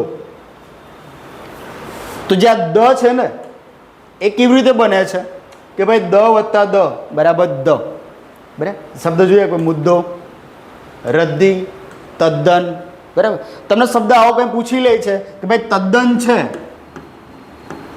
તદ્દન છે, ધ નથી, હા દ છે, ખોડું કર્યું છે, યાદ રાખજો. તદ્દન છે, એના જે સ્વર વ્યંજન છે ને એને છૂટા પાડો, જેને આપણે કહીએ છીએ ધ્વનિ. બરાબર, એને છૂટા પાડો. તો આનું તમે શું કેવી રીતે છૂટું પાડશો કે ભાઈ આની અંદર ત છે એક તો ખોડો તો ત છે બરાબર.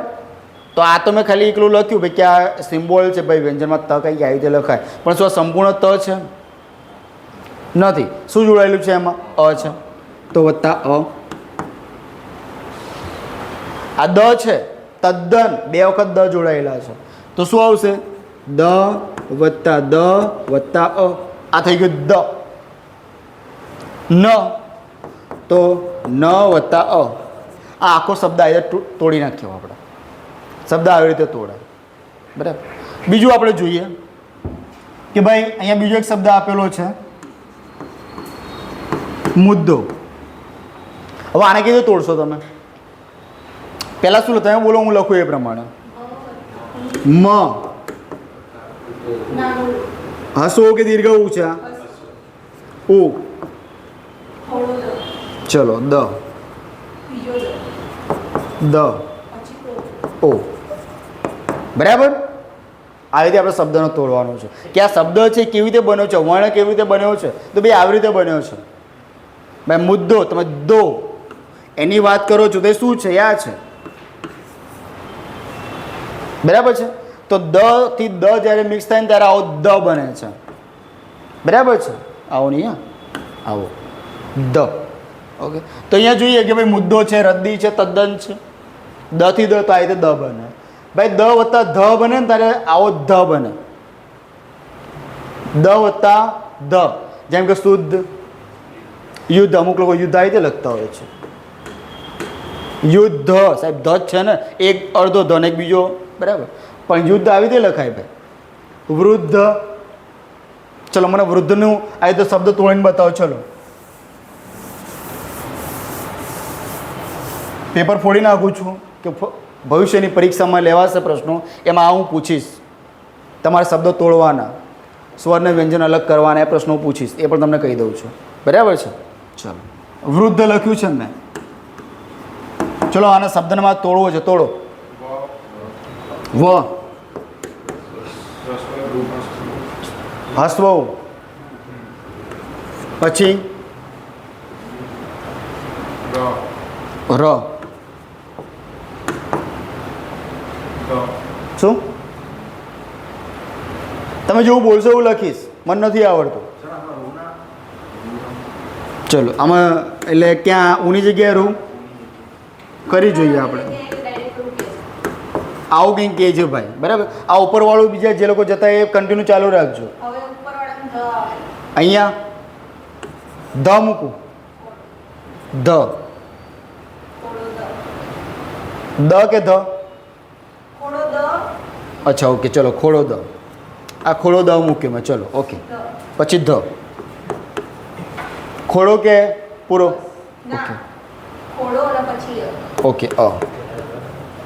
ચલો હવે જે ભક્તો અહીંયા હતા એ મને કહો કે શું તમે આગળ કીધે વધવા માંગો છો? ચલો ઓકે. આપણે ચેકી નાખીએ કે વ પછી ર પછી આવશે ઉ. આવું કંઈક કહેવા માંગે છે. ચલો આગળ વધીએ આપણે.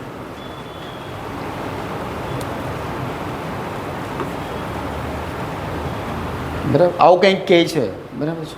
પછી નીચેવાળામાં તો વર્ણ તો આવી જ ગયું એટલે પાછળ છે દ દ એ તો કોમન જ રહેશે. એટલે એવું કહેવા માંગુ અહીંયા રૂ આવી ગયું તો અહીંયા દ આવશે, અહીંયા ધ આવશે અને અહીંયા અ આવશે. રાઈટ? આવું જ કહેવા માંગો છો ને? તો મારો પ્રશ્ન એવો થાય કે આ બંનેમાંથી સાચું શું? ઉપરવાળું. Good good. સરસ, ખૂબ સરસ. જ્યારે આવા વિશેષણ વાપરો ને ત્યારે તમે સમજી લો કે તમે તદ્દન અસત્ય છો. બરાબર છે. હવે મને એમ કહો કે મેં થોડી વાર પહેલાં જ ચર્ચા કરી, થોડી વાર પહેલાં, કે આપણે જે 4 જે લઘુ અક્ષરની વાત કરી હતી આપણે, અ, પછી શું હતું? ઈ, ઉ અને રૂ. બરાબર. મને લાગ્યું કે તમે કદાચ કંઈ અસમંજસમાં હશો, પ્રશ્ન નથી કરતો. તો મેં જાતે કીધું કે ભાઈ આ મારે વ્યંજનમાં ઢાળવા છે તો હું આને કરીશ ક, હું આને કરીશ કી, આને કરીશ કુ અને હું આને કરીશ ક્રુ. આવું કંઈ કરીશ મેં કે તમને કીધું હતું થોડી વાર પહેલાં. બરાબર. તો મને એમ કહો કે આ કેટલા અંશે યોગ્ય છે? અયોગ્ય છે ને. ચલો હવે અહીંયા જોઈએ આપણે કે વ તો આવશે જ, વ આવશે. ઓકે, પછી આપણે વાત કરી કે ભાઈ આવું કંઈક દેખાય છે, આવું કંઈક છે, બરાબર. તો અહીંયા આપણે રૂ મૂકી શકીએ, રૂ મૂકી શકીએ. ચલો આપણો આ વૃ છે એનું કામ પૂરું થઈ ગયું આપણું. આટલું કામ પૂરું. આટલું શું સમજ પડી ને શું કહેવા માગું છું? હવે મારે વધવું છે, આ ધ સુધી વધવું છે. તો મેં હાલ જ કીધું ભાઈ ધ કેવી રીતે બને છે ભાઈ? દ અને ધથી બને છે. તો શું દને હું ખોળો કરી શકું? કરી શકું. શું હું ધને ખોળો કરી શકું? કરી શકું. અને હું આમાં અ ઉમેરી શકું? કેમ નહીં સાહેબ, ઉમેરી શકાય. હવે મને એમ કહો કે આ વસ્તુ જુઓ અને તમે આ વસ્તુ જુઓ, છે ને. આપણને દેખીતી રીતે લાગે કે આપણે યોગ્ય છીએ. આપણે કોન્ફિડન્સની વાત કરીએ તો મને ખબર છે આપણે એટલા કોન્ફિડન્સ હોઈએ છીએ ને કે સામેવાળો પેપર સેટરને પોતાને પણ શંકા જાય કે યાર મેં ખોટું તો નહીં પૂછ્યું ને, કે પ્રશ્ન ખોટો તો નથી ને, આ છોકરો આટલા કોન્ફિડન્ટલી જવાબ આપે છે, બરાબર. તો આવું છે આપણે આ રીતે જ વધવાનું છે. અને આ તો બધા ઇઝી, આ તો એકદમ સામાન્ય શબ્દો છે. આનાથી અઘરા અઘરા શબ્દો તમને પૂછશે, બરાબર, ત્યારે લોચા થશે, બરાબર. તમને શાંકુંતલ પૂછી લે, શાંકુંતલ પૂછી લે તો તમે કેવી રીતે આમ જોવા જઈને તમને ખબર શાંકુંતલ એકદમ ઇઝી સાહેબ. એમાં શું છે? શાંકુંતલ જ કરવું છે ને. તો તમે આ સ કર્યો સાહેબ, ન જેવું કંઈક લાગે છે તો સાહેબ આવું કંઈક કર્યું, ન પછી અહીંયા કુ એટલે કે ક છે તો અહીંયા ઉ, અહીંયા આવી રીતે આવું કંઈક કરવાનું ને. શાંકુ આવું કંઈક કરવાના ને, આવું કંઈક કરવાના કે નહીં કરવાના? તો શું કરશો? શાંકુંતલ મારે લખવું છે. ચલો હવે તો હું પ્રશ્ન જ આપી દઉં તમે કે શાંકુંતલ મેં લખ્યું. ચલો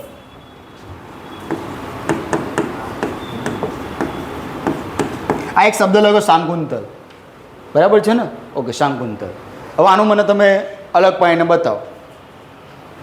ફટાફટ પેપર પેનનો ઉપયોગ કરો.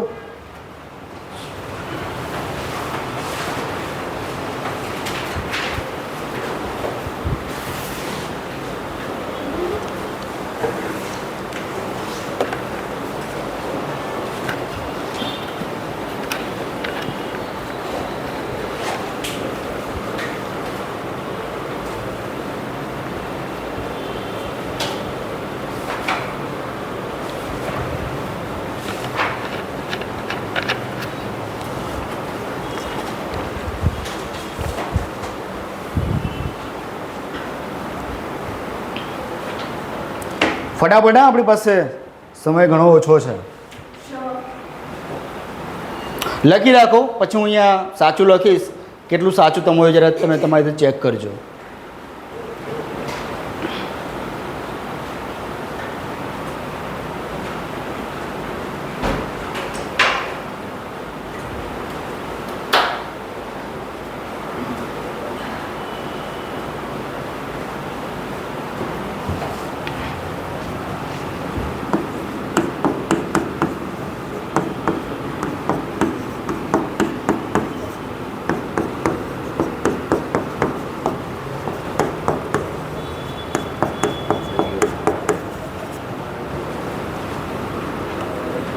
ચલો આ પ્રમાણે કેટલા લોકોએ લખ્યું છે?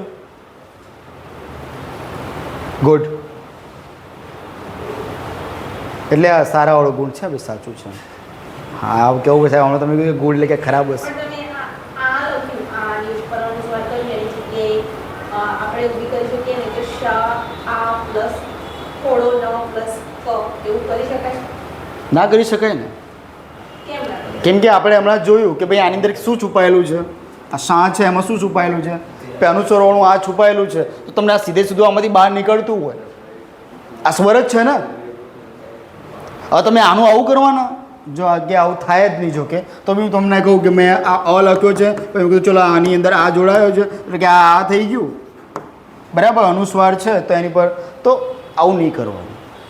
આપણે હમણાં જ જોયું, આપણે કક્કો જોયું કે ક કમ કા કા, બરાબર. તો જ્યાં કા છે આ કેવી રીતે બન્યું ભાઈ? ક વત્તા આ જ બન્યું ને,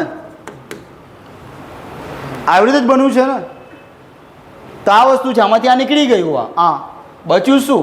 ભાઈ ક છે, ન અડધો પહેલાં મૂકો, બરાબર. 1 મિનિટ, હા બરાબર છે, ઓકે બરાબર. ન અડધો પહેલાં મૂકો, ત મૂકો, એની અંદર અ છે, લ છે, બીજું શું છે આમ? ડન. તો આવી રીતે શબ્દોનો તોડવાના છે આપણે. તો એક જ ભાઈને સાચું, બીજા કોઈને? એકવાર સ્વરવાળા જે વ્યંજન છે ને એને એવી રીતે એકવાર લખવાનું અને એમ કરવાનું. અચ્છા, ઓકે.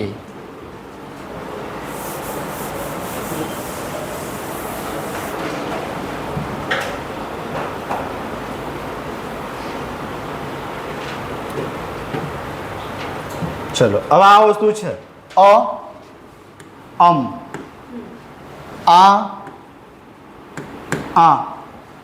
ઈ, મોટી ઈ, ઉ, ઋણ કંઈ લેવા દેવા નહીં, ઋણ કંઈ લેવા દેવા નહીં. પછી આગળ વધીએ. એ, અહીં, ઓ. ડન. જે વસ્તુ અહીંયા લાગુ પડે છે એ વસ્તુ સ્વરમાં કેમ ના પડે ભાઈ? બરાબર. હું આને મેં તમને ફરીથી કહું છું કે આ જ વસ્તુ છે, મારા કી છે, એને મારે તોડવી છે, તો હું એને આવી રીતે જ તોડીશ ભાઈ. ક વત્તા ઈ, સમજ્યા? આવી રીતે તોડીશ. કે એના માટે તો બીજો નવો નિયમ નથી, આ જ નિયમ છે. ડન. બરાબર સાહેબ. રૂની પર અનુસ્વારની, ભાઈ અનુસ્વાર રૂ પર કંઈ શબ્દ બી તો હોવો જોઈએ, સમજ્યા? હવે કોઈને કંઈ ડાઉટ છે આમાં? કોઈને કંઈ? ના, અનુસ્વાર છૂટા ના પડે, સ્વરમાં છૂટા ના પડે ને, બાકી બીજામાં પડે, બરાબર. પણ બીજામાં પણ શું કરે આપણે એને કરવાના. હવે માની લો કે ઉભા રહો, તમે બીજું એક એક્ઝામ્પલ આપું. અહીંયા આપણે જોયું કે શાંકુંતલ, બરાબર. તો આ શબ્દો ખોટો લખું છું, એટલે ધ્યાનથી સાચું. આ શબ્દો હું ખોટો લખું છું, કેમ કે જે આવે છે એ પ્રમાણે જ લખવાનું હોય.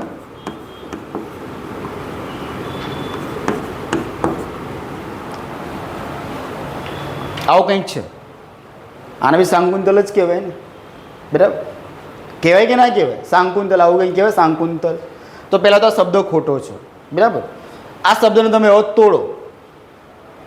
તમે શું કરવાનું? શ વત્તા આ વત્તા ન વત્તા ક વત્તા ઉ વત્તા ત વત્તા અ વત્તા લ વત્તા અ, આવું કંઈક કરવાના. પણ આ શબ્દ જ ખોટો છે. આવી રીતે શાંકુંતલ ના લખાય. અનુસ્વારનો મતલબ શું ખબર છે? કે જે એની આગળનો કે એની પાછળનો જે શબ્દ હોય ને એ ક્યાંક ને ક્યાંક અનુનાસિકથી જોડાયેલો હોય. અને અનુનાસિક એવો હોય કે તીવ્ર હોય, બરાબર. મારે લખવું છે કે ભાઈ અહીં, આપણે જ્યારે અનુસ્વાર સંધિના નિયમો જોઈશું ત્યારે હું તમને સમજાવીશ કે મારે અહીં લખવું છે તો એમાં આટલું બધું એની પર કંઈ વજન નથી લાગતું. પણ મારે લખવું છે કંઠ, મારે લખવું છે પંકજ, બરાબર. પંકજ સાચી રીતે આવી રીતે લખાય, પણ આપણને અનુસ્વારનું બી આમાં મહત્વ છે. તો હું પંકજ આવી રીતે લખી શકું છું,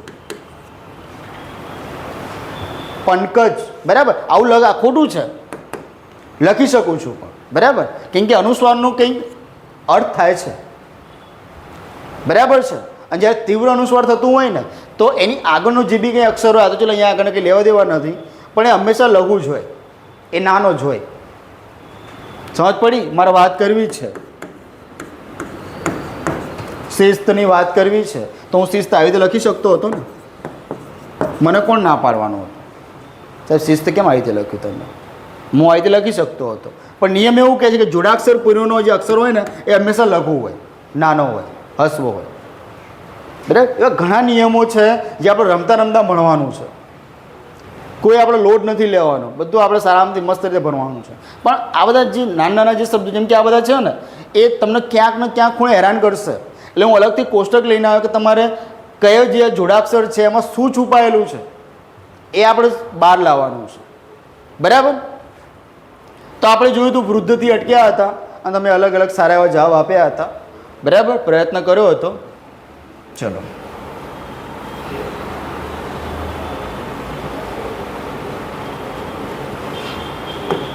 ચલો પછી આપણે આગળ વધીએ કે વૃદ્ધવાળું પતી ગયું. ભાઈ દ વત્તા મ, તો આ આવી રીતે જ લખાય છે, દ્મ, બરાબર છે. તો શું છે ભાઈ, દ વત્તા મ તો આ રીતે લખાય તો પદ્મ. બરાબર. હવે આનું શબ્દ તોડવાનું જરૂર છે કે આ કેવી રીતે હશે ભાઈ, પ વત્તા અ વત્તા દ વત્તા મ વત્તા અ, પદ્મ. બરાબર. આવી રીતે એની આખું ગોઠવણી છે. દ વત્તા ય આપણે કેવી રીતે લખતા હોય ખબર છે કે ઘણા, આ તો ચલો હું આપણે શું અમુક ટાઈમે જે બધું લખતા હોય ને સાચું સાચું જ લખાઈ જાય. બરાબર.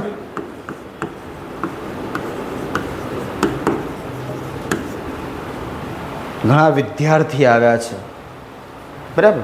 તમે ટાઈપિંગ બી જ્યારે તમે ગુજરાતી કરશો ને તો તમે આ રીતે લખશો ને કે ધ વત્તા ય તો વિદ્યા, તો એ આવી રીતે જ લખાશે. પછી તમે માથામાં ખંજવાળશો, આમાં તો આવું કંઈક લખેલું છે, આવું કંઈક છે, આવું આ શબ્દ આવતો જ નહીં. બરાબર. તો આ શું છે, આ અડધો દ છે અહીંયા. બરાબર. અહીંયાથી યથી યની શરૂઆત થાય, દ્ય છે. અને બોલાય પણ વિદ્યાર્થી છે, આપણે વિદ્યાર્થી કરી નાખીએ છીએ. અને આપણે જો બોલીએ છીએ એવું લખીએ છીએ. વિદ્યાર્થીઓ આવ્યા છે, ભાઈ વિદ્યાર્થી છે. તમે વિદ્યા લેવા જાઓ છો, તમે વિદ્યા લેવા નહીં જતા, તમે વિદ્યા લેવા જાઓ છો. બરાબર. આપણે જેવું બોલીએ એવું લખી નાખીએ છીએ. તો આ નાની નાની બાબતો છે જે આપણને ખૂબ અસર કરે છે. અને અહીંયા જ તમને અસર થવાની છે. જ્યાં તમને પૂછશે કે સ્વર અને ધ્વનિ એટલે કે જ્યાં છે સ્વર વ્યંજન અલગ પાડો, ત્યાં તમે ગોટાળે વળશો કે આમાં તો ધ્ય ઉચ્ચારણ આવે છે તો ધ વત્તા ય જ આવે. બરાબર. તો આ બધી બાબતો છે આપણે જોવાની છે. તો આ શું છે કે દ વત્તા ય બરાબર દ્ય. તો અહીંયા વિદ્યા, ગદ્ય, પદ્ય, એ ગદ્ય પદ્ય નહીં. બરાબર. પણ આપણે જો બોલીએ છીએ એવું જ આગળ આપણે અનુસરીએ છીએ. ઓકે. ચલો. દ્ર, દ વત્તા ર બરાબર દ્ર. ચંદ્ર, ભદ્ર. બરાબર. અમુક જગ્યાએ આવું કંઈક લખેલું હોય.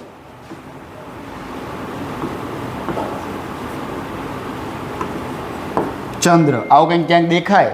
બરાબર. તો કંઈક આવું આપી દેવાનું. બરાબર. ક્યાંક ખૂણે તમને આવું દેખાય તો સાચું આપી દેવાનું. ક્યાંક ખૂણે તમને આવું કંઈક દેખાય તો સાચું આપી દેવાનું. પણ ક્યાંક ખૂણે તમને જો આવું કંઈક દેખાય ને તો હળાહળ ખોટું આપી દેવાનું. બરાબર. કેમ કે નિયમ એવું કહે છે કે અનુસ્વાર અને અનુનાસિક શબ્દ ક્યારે જોડે ના આવે. નિયમ એવું કહે છે કે અનુસ્વાર ને અનુનાસિક ખબર પડી ગઈ ને, પેલા અંગ ય ન મણ એ ખબર પડી ગઈ ને, એ બધા 5 અનુનાસિક હતા. બરાબર. અને અનુનાસિક અને અનુસ્વાર એ ક્યારે જોડે ના આવે. ઘણા લોકો આ રીતે લખતા હોય છે કે મારા પપ્પા કે ભાઈનું નામ શું છે, ચંદુ. ઘણા લોકો આ રીતે લખતા હોય છે. ભાઈ તમે કાં તો અનુસ્વાર મૂકો કાં તો તમે જોડાક્ષર કરો, બંને એક સાથે ના કરો ક્યારે. કેમ કે અનુસ્વાર અને જોડાક્ષર ક્યારે જોડે ના આવે. ડન. તો આવા કંઈક ભૂલો કરતા હોઈએ આપણે તો તરત ચેતી જવાનું, કેમ કે આપણે ખોટું છે અને ના કરે નારાયણ પરીક્ષામાં આવું સરળ પૂછાઈ ગયું અને ખોટું કહીને ત્યારે બહુ અફસોસ થશે. 1 માર્ક્સનો સવાલ છે.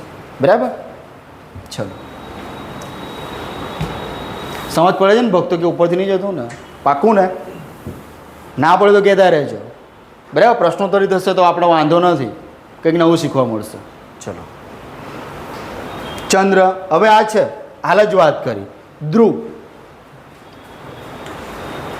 દ્રશ્ય, દ્રઢ. તો આ જે ધ્રુવ આ જે છે એ શું છે, દ વત્તા ર છે. દ વત્તા ર છે. આ તો આપણને એવું છે કે આપણને લખતા એટલું ઓછું ફાવે છે, બાકી દ્રશ્ય આપણે આવી રીતે જ લખીએ છીએ. બરાબર. તો આ દ્ર એટલે પેલું દ્ર થઈ ગયું, દ વત્તા ર. પણ વ્યાકરણ દ્રષ્ટિએ અમુક લોકો આને સાચું બી આપે છે, એવું નથી કે ખોટું છે.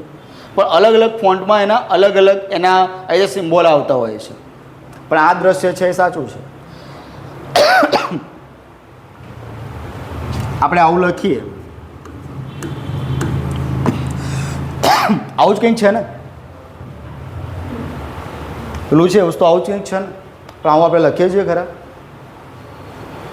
આપણે તો 180 સ્પીડમાં લખતા હોય ને સાહેબ. દ્રશ્ય તો આવી રીતે જ લખાય.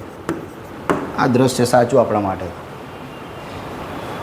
હવે આ દ્ર તો તમે જોઈ લીધું કે દ શું છે, દ વત્તા ર છે. આ છે આપણે લખવું છે દ્રશ્ય. તો આ દ્રશ્ય શું છે? બરાબર. આવું છે. હકીકતમાં આને ઉચ્ચારણ બી અલગ છે, દૃશ્ય કહેવાય છે, દૃશ્ય. આપણે ઉતાવળમાં આપણું બોલીએ ને કે દ્રશ્ય, એ દૃશ્ય છે.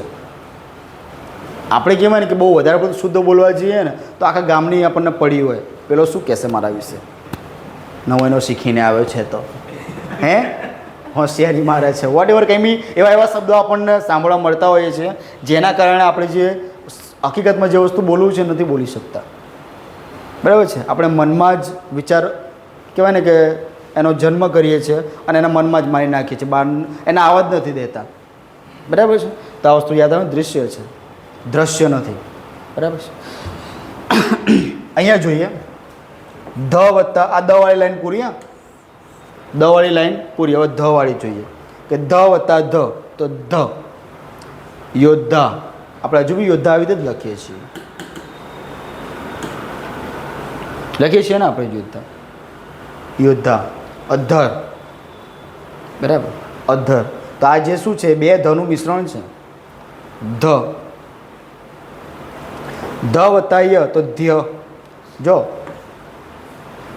સંધ્યા. બરાબર. હવે તમે પહેલાં આપણે જોઈએ કે આપણે એક આ શબ્દ જોયો, બરાબર, એક આપણે આ શબ્દ જોયો, બરાબર. હવે આ શબ્દ જોઈ લો.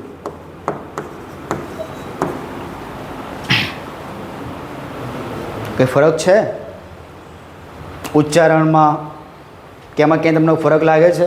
આ મેં લખ્યું છે વિદ્યા, જે આપણે બોલીએ છીએ વિદ્યા, હકીકતમાં લખાય છે આવી રીતે વિદ્યા. બરાબર. આ જે છે, બરાબર, જે આપણે બોલીએ છીએ લખીએ છીએ એ છે. હવે આ વસ્તુ છે જે બે ધ છે, શું છે? સોરી, એમ, હા બરાબર, ઓકે. ધ વત્તા ય છે, બરાબર. તો અહીંયા તમે જુઓ આ સંધ્યા છે અને આપણે પેલું બોલે છે વિદ્યા, તો આમાં કંઈ ફરક નથી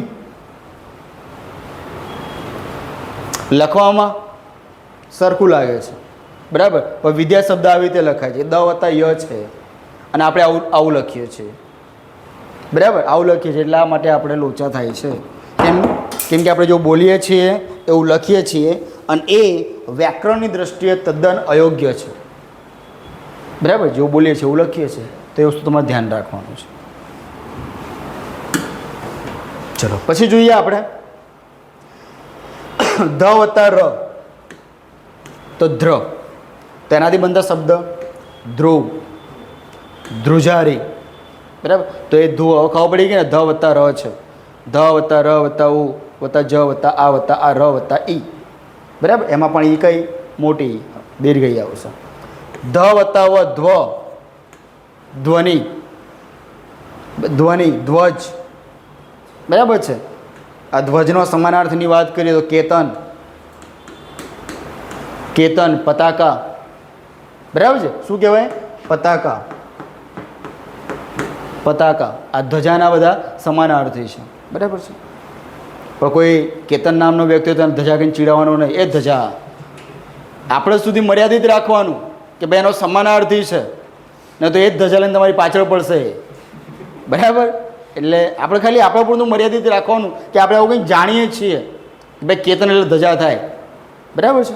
ચલો ધ વત્તા રૂ તો ધ્રુવ, તો ધ્રુતિ, ધૃતરાષ્ટ્ર. બરાબર. તો આ ધની અંદર શું છુપાયેલું છે? ભાઈ રૂ છુપાયેલો છે. બરાબર છે. જોઈએ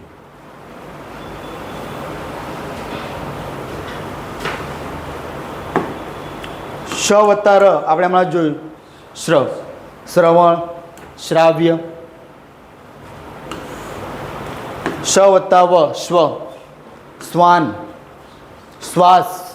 આવી રીતે લખાય. તો આવું આવે તો આપણને ખબર હોવી જોઈએ કે ભાઈ સામે આ શરણાઈના સ છે એમાં મિશ્રણ થયેલું છે કંઈ ને કંઈ, ભાઈ શ્ર હોય કે સ્વ હોય કે કંઈ બી હોય. બરાબર. તો એ શરણાઈનો સ વત્તા વ છે.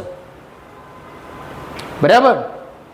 શ વત્તા ચ, બરાબર, ચ. હવે પછી પેલું આમ હાથે કહીને સનું ઉચ્ચારણ લાવવાનો પ્રયત્ન નહીં કરવાનો કે સાહેબ સ ચ, આવું નહીં, એમ જેમ બોલાતું એમ બોલવાનું. જેમ કે વાત કરીએ આશ્ચર્ય, નિશ્ચિત. બરાબર. તો એ શું છે? સ વત્તા ચ.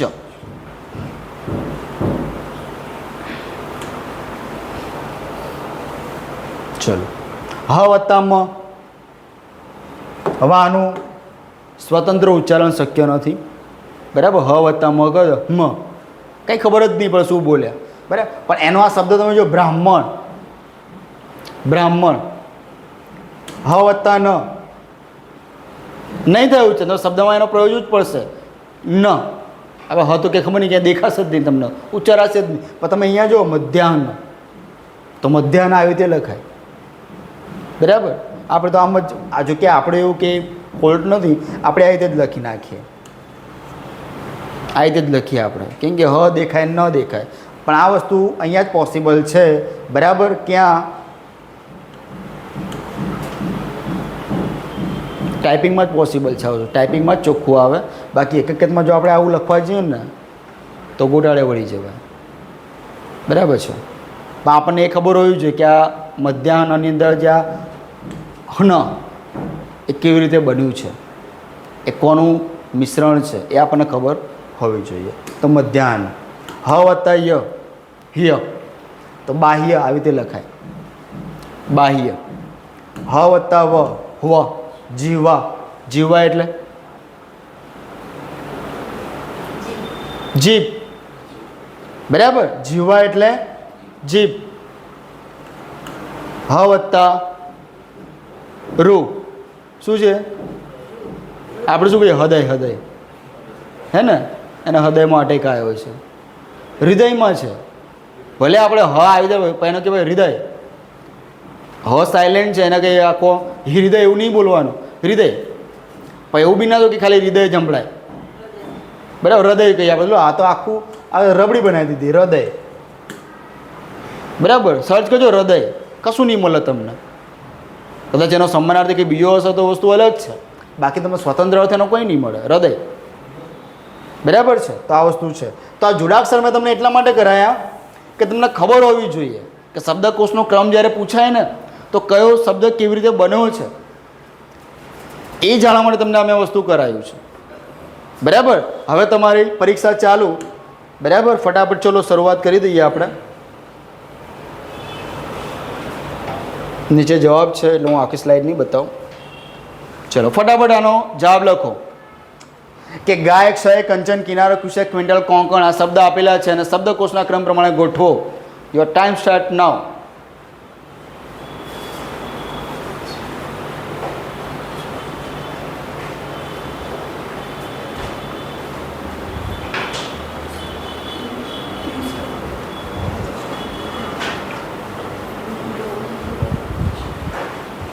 શું?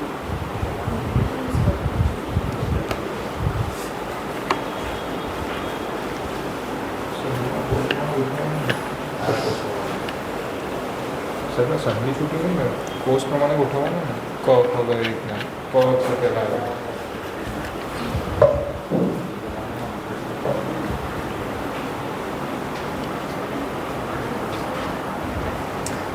આપણે આની અંદર ધ્વનિ ગણતર છે, ધ્વનિ છૂટા નથી પાડવાના, આપણે સ્વર કે વ્યંજન છૂટા નહીં પાડવાના. તમને મેં અહીંયા શબ્દ આપ્યા છે તો પહેલો શબ્દ કયો આવશે, બીજો શબ્દ કયો આવશે, તો આપણું ટાઇટલ એ છે કે શબ્દકોશના ક્રમ પ્રમાણે ગોઠવો, નહીં કે ધ્વનિ ગણતર, નહીં કે સ્વર કે વ્યંજન અલગ પાડો. આપણું ટાઇટલ એ નથી. આપણું ટાઇટલ શું છે કે શબ્દકોશના ક્રમ પ્રમાણે ગોઠવો. આજે બધા શબ્દો આપે છે, છૂટા છવાયા છે, એમાં પહેલો શબ્દ કયો આવશે, બીજો શબ્દ કયો આવશે, તમારે એ ગોઠવવાનું છે. કોના આધારે? પેલો મેં કક્કો ચલાવ્યો તો ક, કમ, કા, કા, કી, કી, બરાબર છે. એ પ્રમાણે તમારે આને ગોઠવવાના છે કે પહેલો શબ્દ કયો આવશે, બીજો કયો આવશે, ત્રીજો કયો આવશે.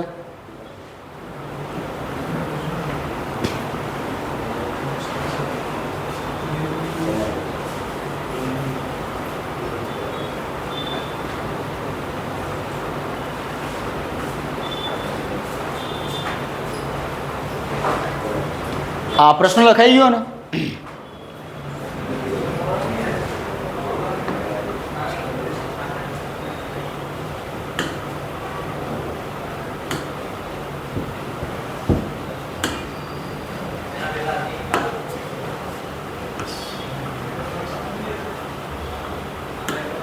ચલો, શું પ્રશ્ન હતો? એક તો ગાય આપ્યું હતું,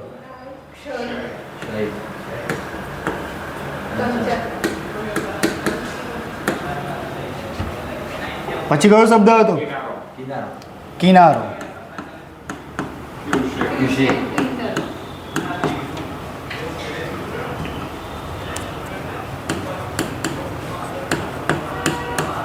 ક્યુસેક. ક્વિન્ટલ હતું. કોંકણ. પતી ગયું? આવું કંઈક છે, બરાબર છે. હવે જવાબ આપો મને ફટાફટ. કંચન, કિનારો, કોંકણ, ક્યુસેક, ક્વિન્ટલ, ક્ષય, ગ્લાસ. ચલો, પહેલાં કયો આવશે? અહીંથી કોઈ ક્ષય બોલ્યું હતું, પણ અહીંયાથી ફટાફટ જવાબ મળી ગયો એટલે પછી બધા ચૂપ થઈ ગયા. કોઈ ક્ષય બોલ્યું હતું ને? કોણ બોલ્યું હતું ક્ષય? ક્ષય બોલ્યા હતા તમે, સરસ. હા,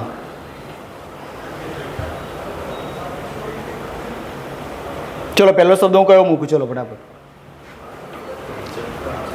પ્રશ્ન મને કરશો ને, મારે જવાબ જોઈએ.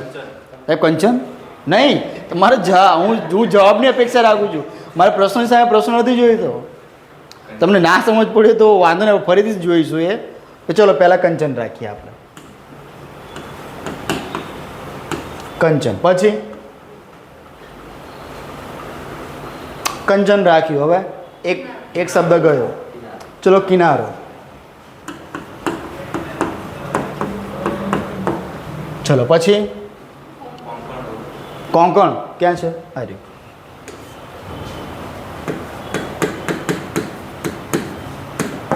ચલો પછી પાકું.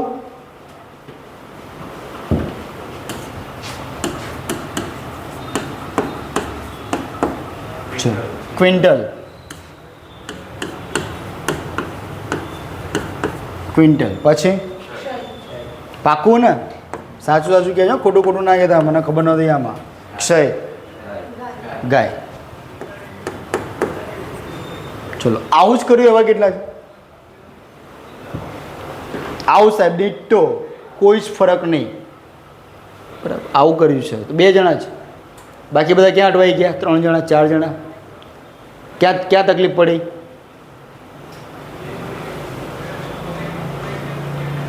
બોલો, તકલીફ ક્યાં પડી? મારે એ જાણવું છે.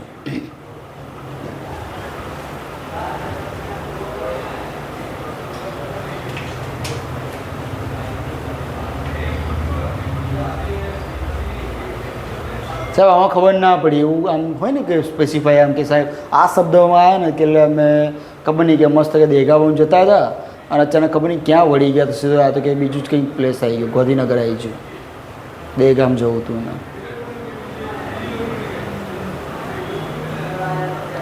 ચલો અહીંયા સુધી વાંધો હોય એવા કોઈ? અહીંયા સુધી બરાબર ગયા જ હોય કે સાહેબ અહીંયા સુધી ઓકે, પાછળ ધબડકો થઈ ગયો. અચ્છા, અહીંયા સુધી બી નહીં, આટલા સુધી પહોંચ્યા એવા? ઓકે, 2 જણા છે, બરાબર છે. ઓકે, હવે અહીંયાથી આપણે કંઈ અટક્યા, બરાબર ને? બધા અહીંયાથી અટક્યા ને? હા એ નહીં પાડતા, ના એ નહીં પાડતા. શું સમજવાનું મારે? અહીંયાથી કોંકણથી અટક્યા આપણે, બરાબર?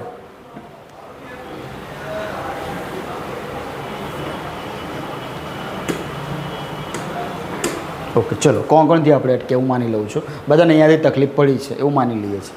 ચલો, તો હવે મને એમ કહો કે અહીંયા અટકવાનું આમ કહેવાય ને કે એવું ક્યાં તમને લાગ્યું કે સાહેબ આમાં અટકવા પડ્યો, આમ કે એવું લાગ્યું અમને કે આમાં ક્યાંક ક્ષતિ છે, બરાબર? આપણે જોયું કે ભાઈ પહેલાં ક આવે કે ના આવે? પછી આપણે જોયું કે કમ આવે. તમારે જ જવાબ આપવાના. ભાઈ શું આવે? કા. કા.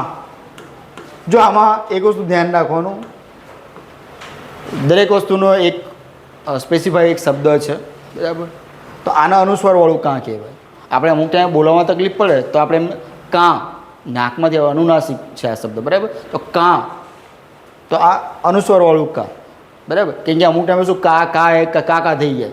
હવે અનુસ્વારવાળું કોઈ અનુસ્વાર વગરનું કોઈ એમાં આપણે થોડી તકલીફ પડી જાય. પહેલું હોય એ ખબર છે ભાઈ અનુસ્વાર વગરનું હોય, પણ આગળ થોડી તકલીફ પડી જાય. તો અનુસ્વારવાળા કા. ચલો પછી આગળ વધો. કી. પછી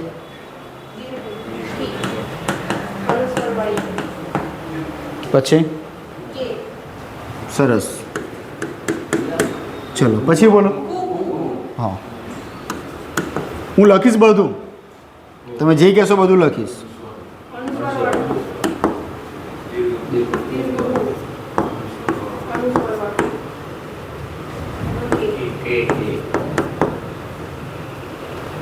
ગાયનો જરા અત્યારે હું વાડામાં પૂરી દઉં છું.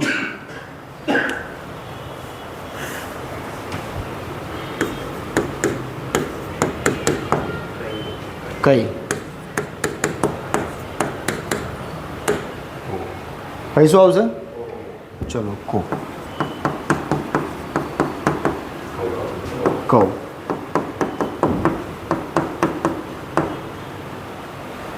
આવું જ કંઈક હતું ને, 100% આવું હતું. પછી અહીંયાથી શું શરૂઆત થતી હતી? ય ર લ વ શ. યાદ છે ને? ય ર લ વ અને અહીંયા ષટકોણનો છે કે શરણાઈનો છે?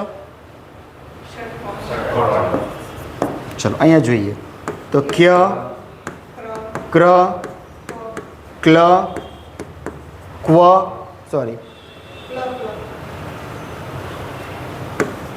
ક્લ, ક્વ અને પછી એ શું હતું? આવું હતું. ડન. આવું કંઈક હતું આપણે ભણ્યા આપણે. હવે તમે અહીંયા જ જુઓ, આ શબ્દો જુઓ અને આ કક્કો જુઓ આપણો. ભાઈ ક છે કંચન, તો આનું કામ પતી ગયું. કિનારો છે ભાઈ કે આગળ કા કા કા એવું કંઈ આવતું નથી. હા, ક્યાંય છોક સુધી દેખાતું ભાઈ ક વાળું કંઈ હોય તો આપણે ચલો કાનું આપણે આ પતી ગયું કિનારાનું કામ. 2 પૂરા. પછી આપણે આગળ વધીએ છીએ. બીજા કયા શબ્દો છે જે ક ઉપર છે? નહીં ભાઈ, સિંગલવાળા તો પતી ગયા. બરાબર કે છે? હજુ છે. શું છે? કોંકણ. ક્યાં ગયું? આ રહ્યું કોંકણ. તો ભાઈ કોંકણ શબ્દ છે. ઓકે, આ બી આનું કામ બી પતી ગયું. હવે લોચા અહીંયાથી ચાલુ થાય કે હવે શું કરવાનું? તો કશું નહીં કરવાનું. મેં જે કીધું એ પકડી રાખો તમે. આજે મેં સિરીઝ કીધી યાથી લઈને શ સુધીની, તમે એના પર પકડો તો પહેલું શું આવે છે? ભાઈ ક્યા વાળું કંઈ છે? ક્યા વાળો શબ્દ છે ક્યાંય? ક્યુસેક છે તો જો ક્યુસેક આવી ગયો. આ ય વાળું પૂરું. ય. ભાઈ ર, ક્ર વાળું કંઈ છે? નથી. ક્ર વાળો કોઈ શબ્દ નથી ને? કંઈ નથી. ભાઈ ક્લ વાળો શબ્દ છે? ક્લ નથી. તો આ બી પતી ગયું. હવે આવ્યું આપણું ક્વ. ભાઈ ક્વ વાળું છે? હા ભાઈ ક્વિન્ટલ છે, તો એટલા માટે આપણે અહીંયા ક્વિન્ટલ પૂરું. ક્વ. ક્ષ વાળો શબ્દ છે? ક્યાં છે? આરક્ષય. ક્યાં ગયો ભાઈ? આર્ય. બરાબર. ક્ષ, ક્ષય છે. તો અહીંયા આપણી કક્કાને લઈને આખી પૂરી. સમજ પડો છે કે હું શું કહેવા માગું છું? ક થી લઈને ક્ષ સુધીનું આખું જે છે ભ્રમણ, એ આખી યાત્રા અહીંયા પૂરી ક્ષ સુધી. હવે શરૂઆત થશે ખની. સમજ પડી છે? ખની શરૂઆત થશે. ખ વાળા શબ્દો નથી તો ગ ઉપર જાઓ. ગ વાળા શબ્દો નથી તો ઘ ઉપર જાઓ. ઘ વાળા છે? નથી. હતો ને ગણપતિનો ગ. તમે બોલ્યા કેમ નહીં? સાહેબ ગાય આવી હતી. બરાબર. હા, ગાય વાડા મૂકી જો. બરાબર. તો આપણે એને બહાર કાઢીએ કે ભાઈ એની જરૂર પડી છે હવે, તો અહીંયા તમે મૂકો ગાય. ડન. આવી રીતે જ આપણે સોલ્વ કરવાનો. પ્રશ્ન ગમે તેટલો શબ્દ ગમે તેટલો અઘરો પૂછે, આપણે અહીંયા સુધી તો આપણે જવાનું જ છે. બરાબર. કોઈ બી વર્ણ લઈ લો, કોઈ બી વ્યંજન લઈ લો, આપણે અહીંયા સુધી તો જવાનું જ છે ને. ફાઇનલ અહીંયા સુધી જવાનું છે આપણે. પછી જોડાક્ષર પૂછે ને તો પછી આ લાઈન ચાલુ કરવાની. યર લ વ શ. એમાં શનું તો એટલું કંઈ મહત્વ નથી. એ ખાલી ક્ષ પુત્ર આપણે ક્ષ પૂરતું આપણે મર્યાદિત રાખીએ કે ભાઈ ક્ષ આવે છે તો એના પૂરતું આપણે હાલ મર્યાદિત રાખીએ એના. પણ એવું જરૂરી પણ નથી. એવા શબ્દ આવશે જેમાં સ એ ક્યાંક જોડાયેલો હોય, બની શકે. પણ તમારે આ લાઈન છે આખી યાદ રાખવાની કે આવી રીતે જ આગળ વધવાનું છે. સમજ પડી ગઈ? બીજો પ્રશ્ન આપું? કરી શકશો? 100% રિઝલ્ટ જોઈએ મારે. ના સમજ પડે તો હજુ એકવાર જોઈ લો. પણ મારે મારે જવાબ પૂરો જોઈએ. હવે એકવાર તમે આ ચેક કરો તો કરી લો કે કેવી રીતે આપણે શબ્દો ગોઠવ્યા છે. બરાબર. એ પ્રમાણે આપણે આગળ વધવાનું છે. ચલો.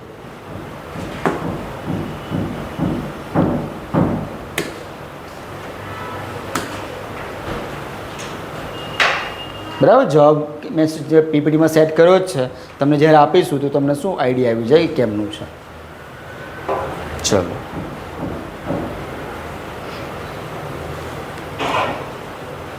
ચલો સ્ટાર્ટ કરી દો. પ્રશ્ન આવી ગયો છે તમારી સ્ક્રીન પર. જ્વાલા, જાજમ, જુગાર, જૈન, જ્ઞાન, જિંદગી શબ્દો આવા આપ્યા છે તમને.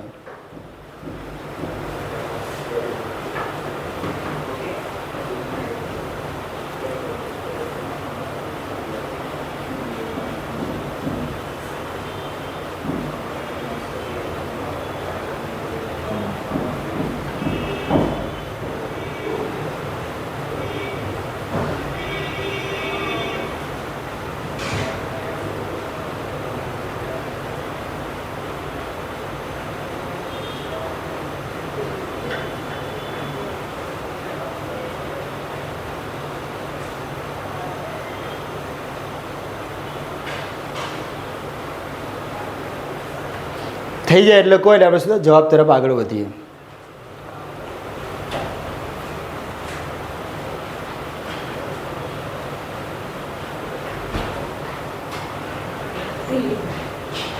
થઈ ગયું?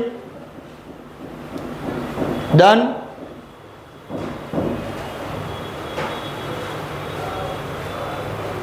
ગુડ.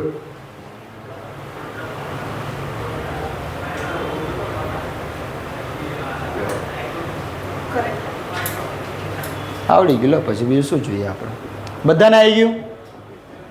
બધાને? ક્યાં કોઈને તકલીફ પડી હોય એવું કોઈ? ક્યાં પડી આપણે? જ્વાલા. ઓકે, ચલો કંઈ વાંધો નહીં. બરાબર બરાબર.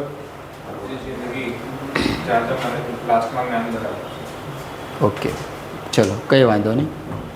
તો આવી રીતે આપણે આગળ વધવાનું છે કક્કા પ્રમાણે જ. ડન ને? ચલો, ધન્યવાદ. જરા પાછળ જતું રહ્યું. હા, ઓકે. અહીંયા ચલો.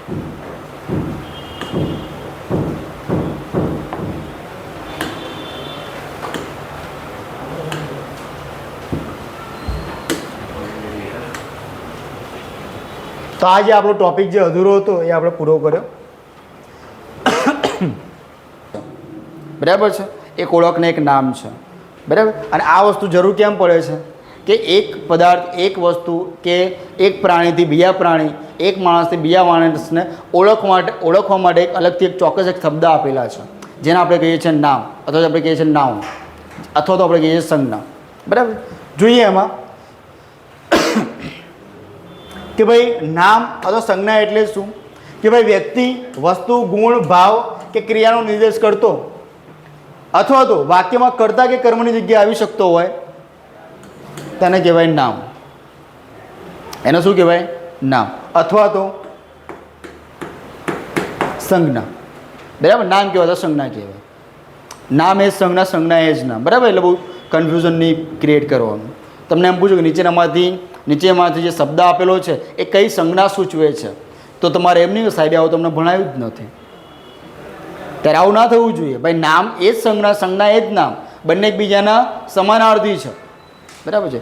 તો કેવા કેવા હોય? જેમ કે હું વાત કરું રાકેશ, હેતલ, મહેશ, નીલા, વિજય, તો એ કેવા છે? ભાઈ વ્યક્તિ છે. આપણે વ્યાખ્યામાં જોયું કે વ્યક્તિ, વસ્તુ, ગુણ, ભાવ કે ક્રિયાને નિર્દેશ કરવા માટે એક અલગ જે આપણે ઓળખ આપીએ છીએ એને આપણે નામ કહીએ છીએ. બરાબર. તો અહીંયા આપણે વાત કરીએ ભાઈ રાકેશ, હેતલ, મહેશ, નીલા, વિજય શું છે? ભાઈ વ્યક્તિઓ છે. બરાબર. વાત કરીએ ભાઈ ખુરશી, પલંગ, ચમચો, પંખો શું છે? ભાઈ વસ્તુ છે. એ બધાને આપણે ચોક્કસ નામ આપ્યું છે. બરાબર. આપણે એવું થાય છે કે મમ્મી આપણને સાણસી માગ્યું હોય અને આપણે એને ભૂંગળી આપીએ કે ઉખણીઓ આપીએ. સાણસીમાં તો સાણસી જ આપીએ, કેમ કે એને ચોક્કસ આપણે એને નામ આપી દીધું છે કે ભાઈ આ વસ્તુ છે તો એની ચોક્કસ આ નામ છે. બરાબર. તો એ વસ્તુ છે. ભાઈ ખારું, મીઠું, ભલું, બુરું શું છે? ભાઈ ગુણ દર્શાવે છે. એ ભલો માણસ છે. બરાબર છે. એ ગુણ દર્શાવે છે. ખારાશ, મીઠાશ, ભલાઈ, બુરાઈ આ બધા ભાવ છે. બરાબર છે. બોલ કે શું કહેવાય કે આપણો રિલેશનશિપ જે આપણી જે સંબંધ છે એમાં કે થોડી ખારાશ આવતી હોય છે. બરાબર છે. એમાં મીઠાશ આ બધા શું છે? ગુણ દર્શાવે છે. જોઈએ આગળ. રમત, વાંચન, ગાયન, વાદન આ શું છે ભાઈ? ક્રિયા સૂચવે છે. તો આ ક્રિયા સૂચવતા એક ચોક્કસ શબ્દો છે, બરાબર, જેને આપણે એક ચોક્કસ એક ઓળખ આપેલી છે, બરાબર. આ બધી ઓળખ આપેલી છે આપણે. ટૂંકમાં આપણે વાત કરીએ કે ભાઈ પ્રાણી, પદાર્થ, ગુણ, ક્રિયા એને જે ઓળખ આપી છે અને એના માટે જે શબ્દો વપરાય છે ને એને જ કહેવાય છે નામ, જેને આપણે સંજ્ઞા તરીકે બી ઓળખીએ છીએ, બરાબર. હવે જે નામ અને સંજ્ઞા છે એના અલગ અલગ 5 પ્રકાર છે, બરાબર. એ આપણે જરા જોઈ લઈએ. પહેલું આપણે વાત કરવું છે કે ભાઈ નામના પ્રકારોમાં વ્યક્તિવાચક નામ. વ્યક્તિવાચક નામ તો વ્યક્તિવાચક એટલે કે એવું નામ કે જેમાં તમે એમ કહો ને કે ભાઈ આ કોઈ બી તમે નામ લો, બરાબર, તો એ સીધું એ વ્યક્તિને જ અસર થતી હોય. હું કહું કે રમેશ ઊભો થા, તો આ ક્લાસમાં જે રમેશ હશે ને એ જ ઊભો થશે. પણ એમ કહું કે વિદ્યાર્થીઓ ઊભા થાવ, તમે વિદ્યાર્થીઓ જ છો, બરાબર છે. તો આ વસ્તુ ધ્યાન રાખવાનું કે ભાઈ કોઈ પણ એક પ્રાણી કે પદાર્થને પોતાની જાતિના બીજા પ્રાણી કે પદાર્થથી અલગ ઓળખવા માટે, બરાબર છે, જે નામ આપવામાં આવે છે એને વ્યક્તિવાચક નામ કહેવાય. તો આપણે બધા કેવા છે ભાઈ? પુરુષો છે કે માણસો છીએ, બરાબર. પણ તમને મને એક ઓળખ આપી છે ભાઈ દીપક, તો હું તરત કહી યસ સર, બરાબર છે. મને દીપક કોઈ બી કહે, અહીંયા બીજા કેટલાય દીપક હશે, બરાબર, પણ મને શું લાગશે કે ભાઈ મારી વાત થઈ રહી છે, મારી વાત થઈ રહી છે. અહીં તો કોઈ બી નામ હશે તો એક ચોક્કસ ઓળખ આપી દીધું હશે. હવે માની લો કે કનુ, તો અહીંયા 2-3 કનુ હોય તો મારે કેવું ભાઈ કનુ પટેલ, આ બધી ઓળખ આપી દીધી છે આપણે, તો એ જ વ્યક્તિને અસર થશે. તો અહીંયા એ જ વસ્તુ છે કે વાત કરીએ જેમ કે અમદાવાદ, ભાઈ અમદાવાદ જો બીજું કોઈ શહેર છે? અમદાવાદ એ અમદાવાદ જ છે, બરાબર. ભાઈ સુરત, ગિરનાર, ગિરનાર શું છે? પર્વત છે. તો આ પર્વત છે ને, બરાબર છે. પર્વતમાં પણ એક ચોક્કસ પર્વત, પર્વતમાં પણ એક ચોક્કસ પર્વત જ્યાં છે ગિરનાર. જો હું એમ કહું છું ભાઈ આ શું છે? પર્વત, તો પર્વત પાછું જાતિવાચક આવશે. એક આખું કહેવાય ને કે એના જેવો જ એક સમૂહ સૂચવે છે. સમૂહ ના કહી શકાય કે એના જેવા જ ગુણો દર્શાવે છે, બરાબર છે, એના જેવા જ ગુણો દર્શાવે છે. તો પર્વત છે એ પણ જાતિવાચકમાં આવશે, બરાબર. હું કહું કે હિમાલય, ભાઈ હિમાલય પણ પર્વતમાળા છે, પર્વત છે, બરાબર. તો અહીંયા હિમાલય છે ચોક્કસ, તો એ વ્યક્તિવાચકમાં આવશે. પણ એમ કહું પર્વત, તો કેટલાય પર્વતો હોય છે અલગ અલગ પ્રકારના, તો એ પાછા આવશે જાતિવાચકમાં. પણ આપણે હાલ ભણી રહ્યા છીએ વ્યક્તિવાચક, તો ભાઈ ચોક્કસ નામ આવે, બરાબર. તો અહીંયા એ જ વાત કરી છે કે ચોક્કસ વ્યક્તિ, પ્રદેશ વગેરેને જે અલગ તારવા માટે જે વપરાય છે ને શબ્દ, એને કહેવાય વ્યક્તિવાચક નામ, બરાબર. હાલ જ વાત કરી જાતિવાચક નામ, તો ભાઈ કે આખો જે સમૂહ છે, આખો જે સમુદાય છે, આખો જે વર્ગ છે એનો નિર્દેશ કરે છે. જોઈએ આપણે કે જે નામ આખા વર્ગને તેમજ આખા વર્ગમાંથી પ્રત્યેક વ્યક્તિ કે પદાર્થને લાગુ પડતું હોય તેવા દરેક નામને શું કહેવાય છે? જાતિવાચક. હું વાત કરું દેશ, બરાબર છે, દેશની વાત કરું, દેશ તો કેટલા 192-93 દેશ છે, બરાબર. પણ એમાં હું વાત કરું ભારત, તે પાછું વ્યક્તિવાચકમાં આવશે. અહીંયા ભારત જો બીજો કોઈ દેશ નથી, બરાબર. હું વાત કરું શહેર, તો અમદાવાદ શહેર, વડોદરા, બરાબર છે, અમદાવાદ છે એ શહેર, વડોદરા એ પણ શહેર છે. પણ હું આજે કીધું અમદાવાદ ને વડોદરા, તો એ પાછું વ્યક્તિવાચકમાં આવશે, ભાઈ ચોક્કસ છે ભાઈ, બીજું વડોદરા નથી, બરાબર. પછી એમના સાહેબ દેગામવાળા રોડ પર એક વડોદરા આવે છે, યાદ છે? તો આ એ નહીં યાદ, દક્ષિણ મને ખબર છે, બધા મેં જોયેલા છે, બરાબર. હા, તો આ વસ્તુ એ ત્યારે એ બધા અફવાદ છે, બધા રજવાડા હતા જે તે સમયે, બરાબર. તો આ શહેર એક જાતિ સૂચવે છે. પર્વતની હાલ વાત કરી, પર્વત જાતિ સૂચવે છે. શિક્ષક સાહેબ, શિક્ષક કેવી રીતે? હું એમ કહું કે મેથના શિક્ષક, તો મેથના શિક્ષક હશે એને જ અસર થશે. હું કહું ગુજરાતીના શિક્ષક, તો ગુજરાતીના શિક્ષક હશે એ જ આવશે સ્ટેજ પર, બરાબર. તો જે શિક્ષક છે એક જાતિ સૂચવે છે. પર્ટિક્યુલર કોઈ નામ આપી દેવામાં આવે, કોઈ વિષય સાથે એ વ્યક્તિનું નામ જોડી દેવામાં આવે તો એ પાછળ વ્યક્તિવાચક આવશે, બરાબર છે. નદી, ઘણી બધી નદીઓ છે. ગંગા એક જ છે તો એ વ્યક્તિવાચકમાં આવશે. પક્ષી જાતિવાચક, હું કહું પોપટ, તો વ્યક્તિવાચકમાં આવશે. ફૂલ જાતિવાચક, હું કહું ગુલાબ, તો વ્યક્તિવાચકમાં આવશે, બરાબર. તો આવી રીતે જ આપણે ભણવાનું છે કે જાતિ સૂચવતું હોય તો જાતિવાચક, આખો સમુદાયની વાત કરી હોય, એના જેવા બીજા લક્ષણો ધરાવતા બીજા વર્ગની વાત કરી હોય તો એ જાતિવાચક, પણ એમાંનું કોઈ ચોક્કસ તો એ વ્યક્તિવાચક, બરાબર. ચલો સમૂહવાચકની વાત કરીએ તો ભાઈ કે ભાઈ સમૂહ એટલે કે ભાઈ સરખા ગુણોવાળી વ્યક્તિનું એકત્ર થવું, સરખા ગુણ ધરાવતા હોય. જેમ કે વાત કરું ટુકડી, બધાના યુનિફોર્મ સેમ હોય, બધાની એક ધ્યેય નક્કી હોય.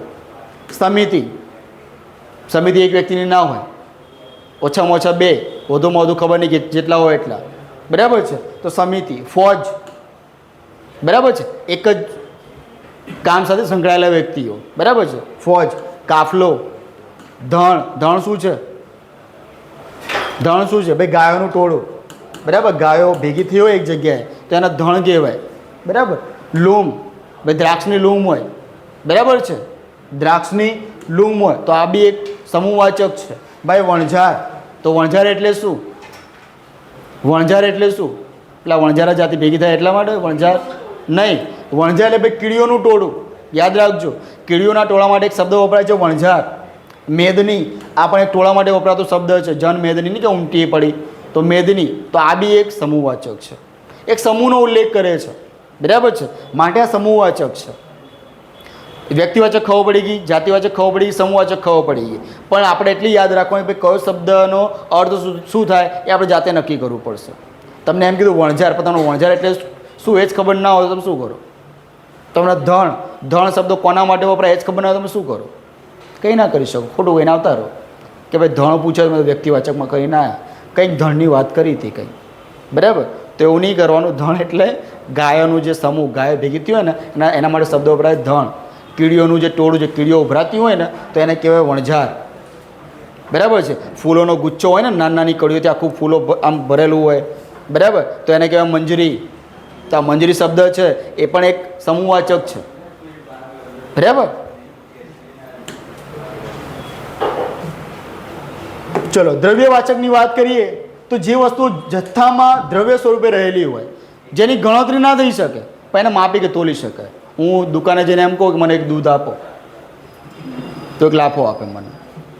દુકાને જઈને તમે કહો સાહેબ મને એક તેલ આપો ને, કાં તમે લીટરમાં માગી શકો, કાં તો કિલોમાં માગી શકો. તમે એમ ના કે મને એક તેલ આપો, ત્યારે બી સેમ પરિસ્થિતિ એ એપ્લાય કરે. એક ધોલ આપે, જાગી પહેલાં શીખીને આવો, બરાબર છે. જોઈએ કે ભાઈ 1, 2 કે 3, બરાબર, એવું ના થઈ શકે ભાઈ.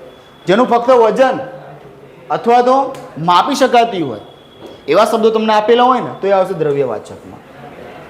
તો એ દ્રવ્યવાચકમાં શું હોઈ શકે ભાઈ? ધાતુ હોઈ શકે. મને એક લોખંડ આપો, તો શક્ય જ નથી ભાઈ. એક લોખંડ ના હોય, 1 કિલો હોય, 1 ક્વિન્ટલ હોય, 1 ટન હોય, એવી રીતે હોય. એક મને આપો એવું ના હોય, બરાબર. એને તોલવું પડે, બરાબર. વાત કરું અનાજની, મને એક ઘઉં આપો ને, ના આપે કોઈ ઘઉં ભાઈ. તમે માગો કિલોમાં માગો, મણમાં માગો, એવી રીતે હોય. દ્રવ્ય, બોલો માગશો તમે મને એક પાણી આપો, કંઈ બી નહીં માગી, એને માપો તો તોલવું પડે. તો આ બધા છે દ્રવ્યવાચક છે, બરાબર. એમાં સાનો સાનો સમાવેશ? સોનું, ચાંદી, તાંબુ, જસત. તો આ બધું શું છે? ધાતુઓ છે. તો જે બી ધાતુ હોય ને એ બધું દ્રવ્યવાચકમાં આવશે. હું વાત કરું ઘઉં, બાજરી, દાળ, ચોખા શું છે ભાઈ? અનાજ છે, બરાબર. હું વાત કરું ઘી, તેલ, દૂધ, ગોળ, ખાંડ, આ બધા શું છે ભાઈ? પદાર્થ છે, બરાબર. આને તમે સંખ્યામાં ના કરી શકો, આને માપવું તો તોલવું જ પડે. તો આવા જે શબ્દો તમને ભટકાય, તમારી સામે આવે તો એ સંજ્ઞા કઈ છે? દ્રવ્યવાચક છે. કઈ કઈ ભણ્યા આપણે? વ્યક્તિવાચક જોયું, જાતિવાચક જોયું, સમૂહવાચક જોયું, દ્રવ્યવાચક જોયું. ભાવવાચક શું બતાવ્યું આમાં? ભાવ, તમારી લાગણી છે એને વ્યક્ત કરી હોય. જો ભાવને દર્શાવતી સંજ્ઞાઓને શું કહેવાય છે ભાઈ? ભાવવાચક કહેવાય. તમારા ભાવ પ્રગટ થતા હોય. જેમ કે મૂર્ખાઈ, પેલો 1 કિલો મૂર્ખો છે, કહી શકો તમે? 500 ગ્રામ મૂર્ખો છે, ના કહી શકો ભાઈ. તમે એને માપી કે તોલી ના શકો. આ ખાલી બધા ભાવ છે, તમે એને વ્યક્ત કરી શકો, બરાબર. હું વાત કરું ભલાઈ, એટલે 500 ગ્રામ ભલાઈ કરી, ના કહી શકું, બરાબર. આ બધા શું છે? આ બધા ગુણ બતાવે છે વ્યક્તિના. મીઠાશ, બહુ મીઠો વ્યક્તિ, મિનિમમ 100 ગ્રામ તો હશે જ, બરાબર. ના કહી શકાય ભાઈ. કાળાશ, કલર યા તો પૈસા પાછા, બરાબર. ના, આ બધા ગુણ છે, બરાબર. સેવા છે, કામ છે, મદદ છે, પ્રમાણિકતા છે. તમે પ્રમાણિકતાના નામ આપી શકો, એને ના તોલી શકો. બરાબર. તો આ બધું વસ્તુ છે. બરાબર. એટલે ટૂંકમાં ભાવવાચક એટલે કે એવા નામ જેના વડે ભાવ, ગુણ, ક્રિયા, સ્થિતિ કે લાગણીને ઓળખી શકાતી હોય. બરાબર છે. તો આ ભાવવાચક છે. ચલો વ્યક્તિવાચકનું એક ઉદાહરણ આપો મને. વ્યક્તિવાચકનું ગિરનાર, હિમાલય, પછી ભારત, અમદાવાદ. ચલો જાતિવાચકનું આપો મને ફટાફટ. શહેર, દેશ, દ્રવ્યવાચકનું આપો. પાણી, દૂધ, પાણી. જોડે જોડે જેવું રાખ્યું ને કે ના પૂછો વાત. ચલો દૂધ, પાણી, કંઈ વાંધો નહીં. સમૂહવાચકનું આપો. ચલો ટોળું, પછી કાફલો, ધણ, વણઝાર. વણઝાર એટલે શું? બરાબર. યાદ રાખજો, પરીક્ષામાં પૂછાઈ ગયેલા શબ્દો છે આ બધા. બરાબર. પછી છેલ્લે આપણે જોયું ભાવવાચક. તો શું બતાવે છે? ભાવ. કેટલો ભાવ? 100 ગ્રામ, 100 ગ્રામના આટલા, 500 ગ્રામના આટલા, એવું નહીં. બરાબર. તમારી લાગણી વ્યક્ત, તમારી જે બી છે ને એને અહીંયા નિર્દેશ કરે છે. બરાબર. તો અહીંયા આપણે જોઈએ કંઈ છે બાકી હવે? હા છે. ધન્યવાદ. બરાબર. તો અહીંયા આપણે શબ્દકોશના ક્રમ જોયા અને આપણે જોયું નામ અને તેના પ્રકારો. બરાબર. આવતા લેક્ચરમાં આપણે સર્વનામ તરફ આગળ વધીશું. પણ અને પણ શબ્દકોશનો ક્રમ અને આ જે નામ અને તેના પ્રકારો એ હું તમને એના પ્રશ્નો પૂછીશ. બરાબર. એટલે તમારે કરીને આવવાનું છે. બરાબર. ઓકે. અસ્તુ.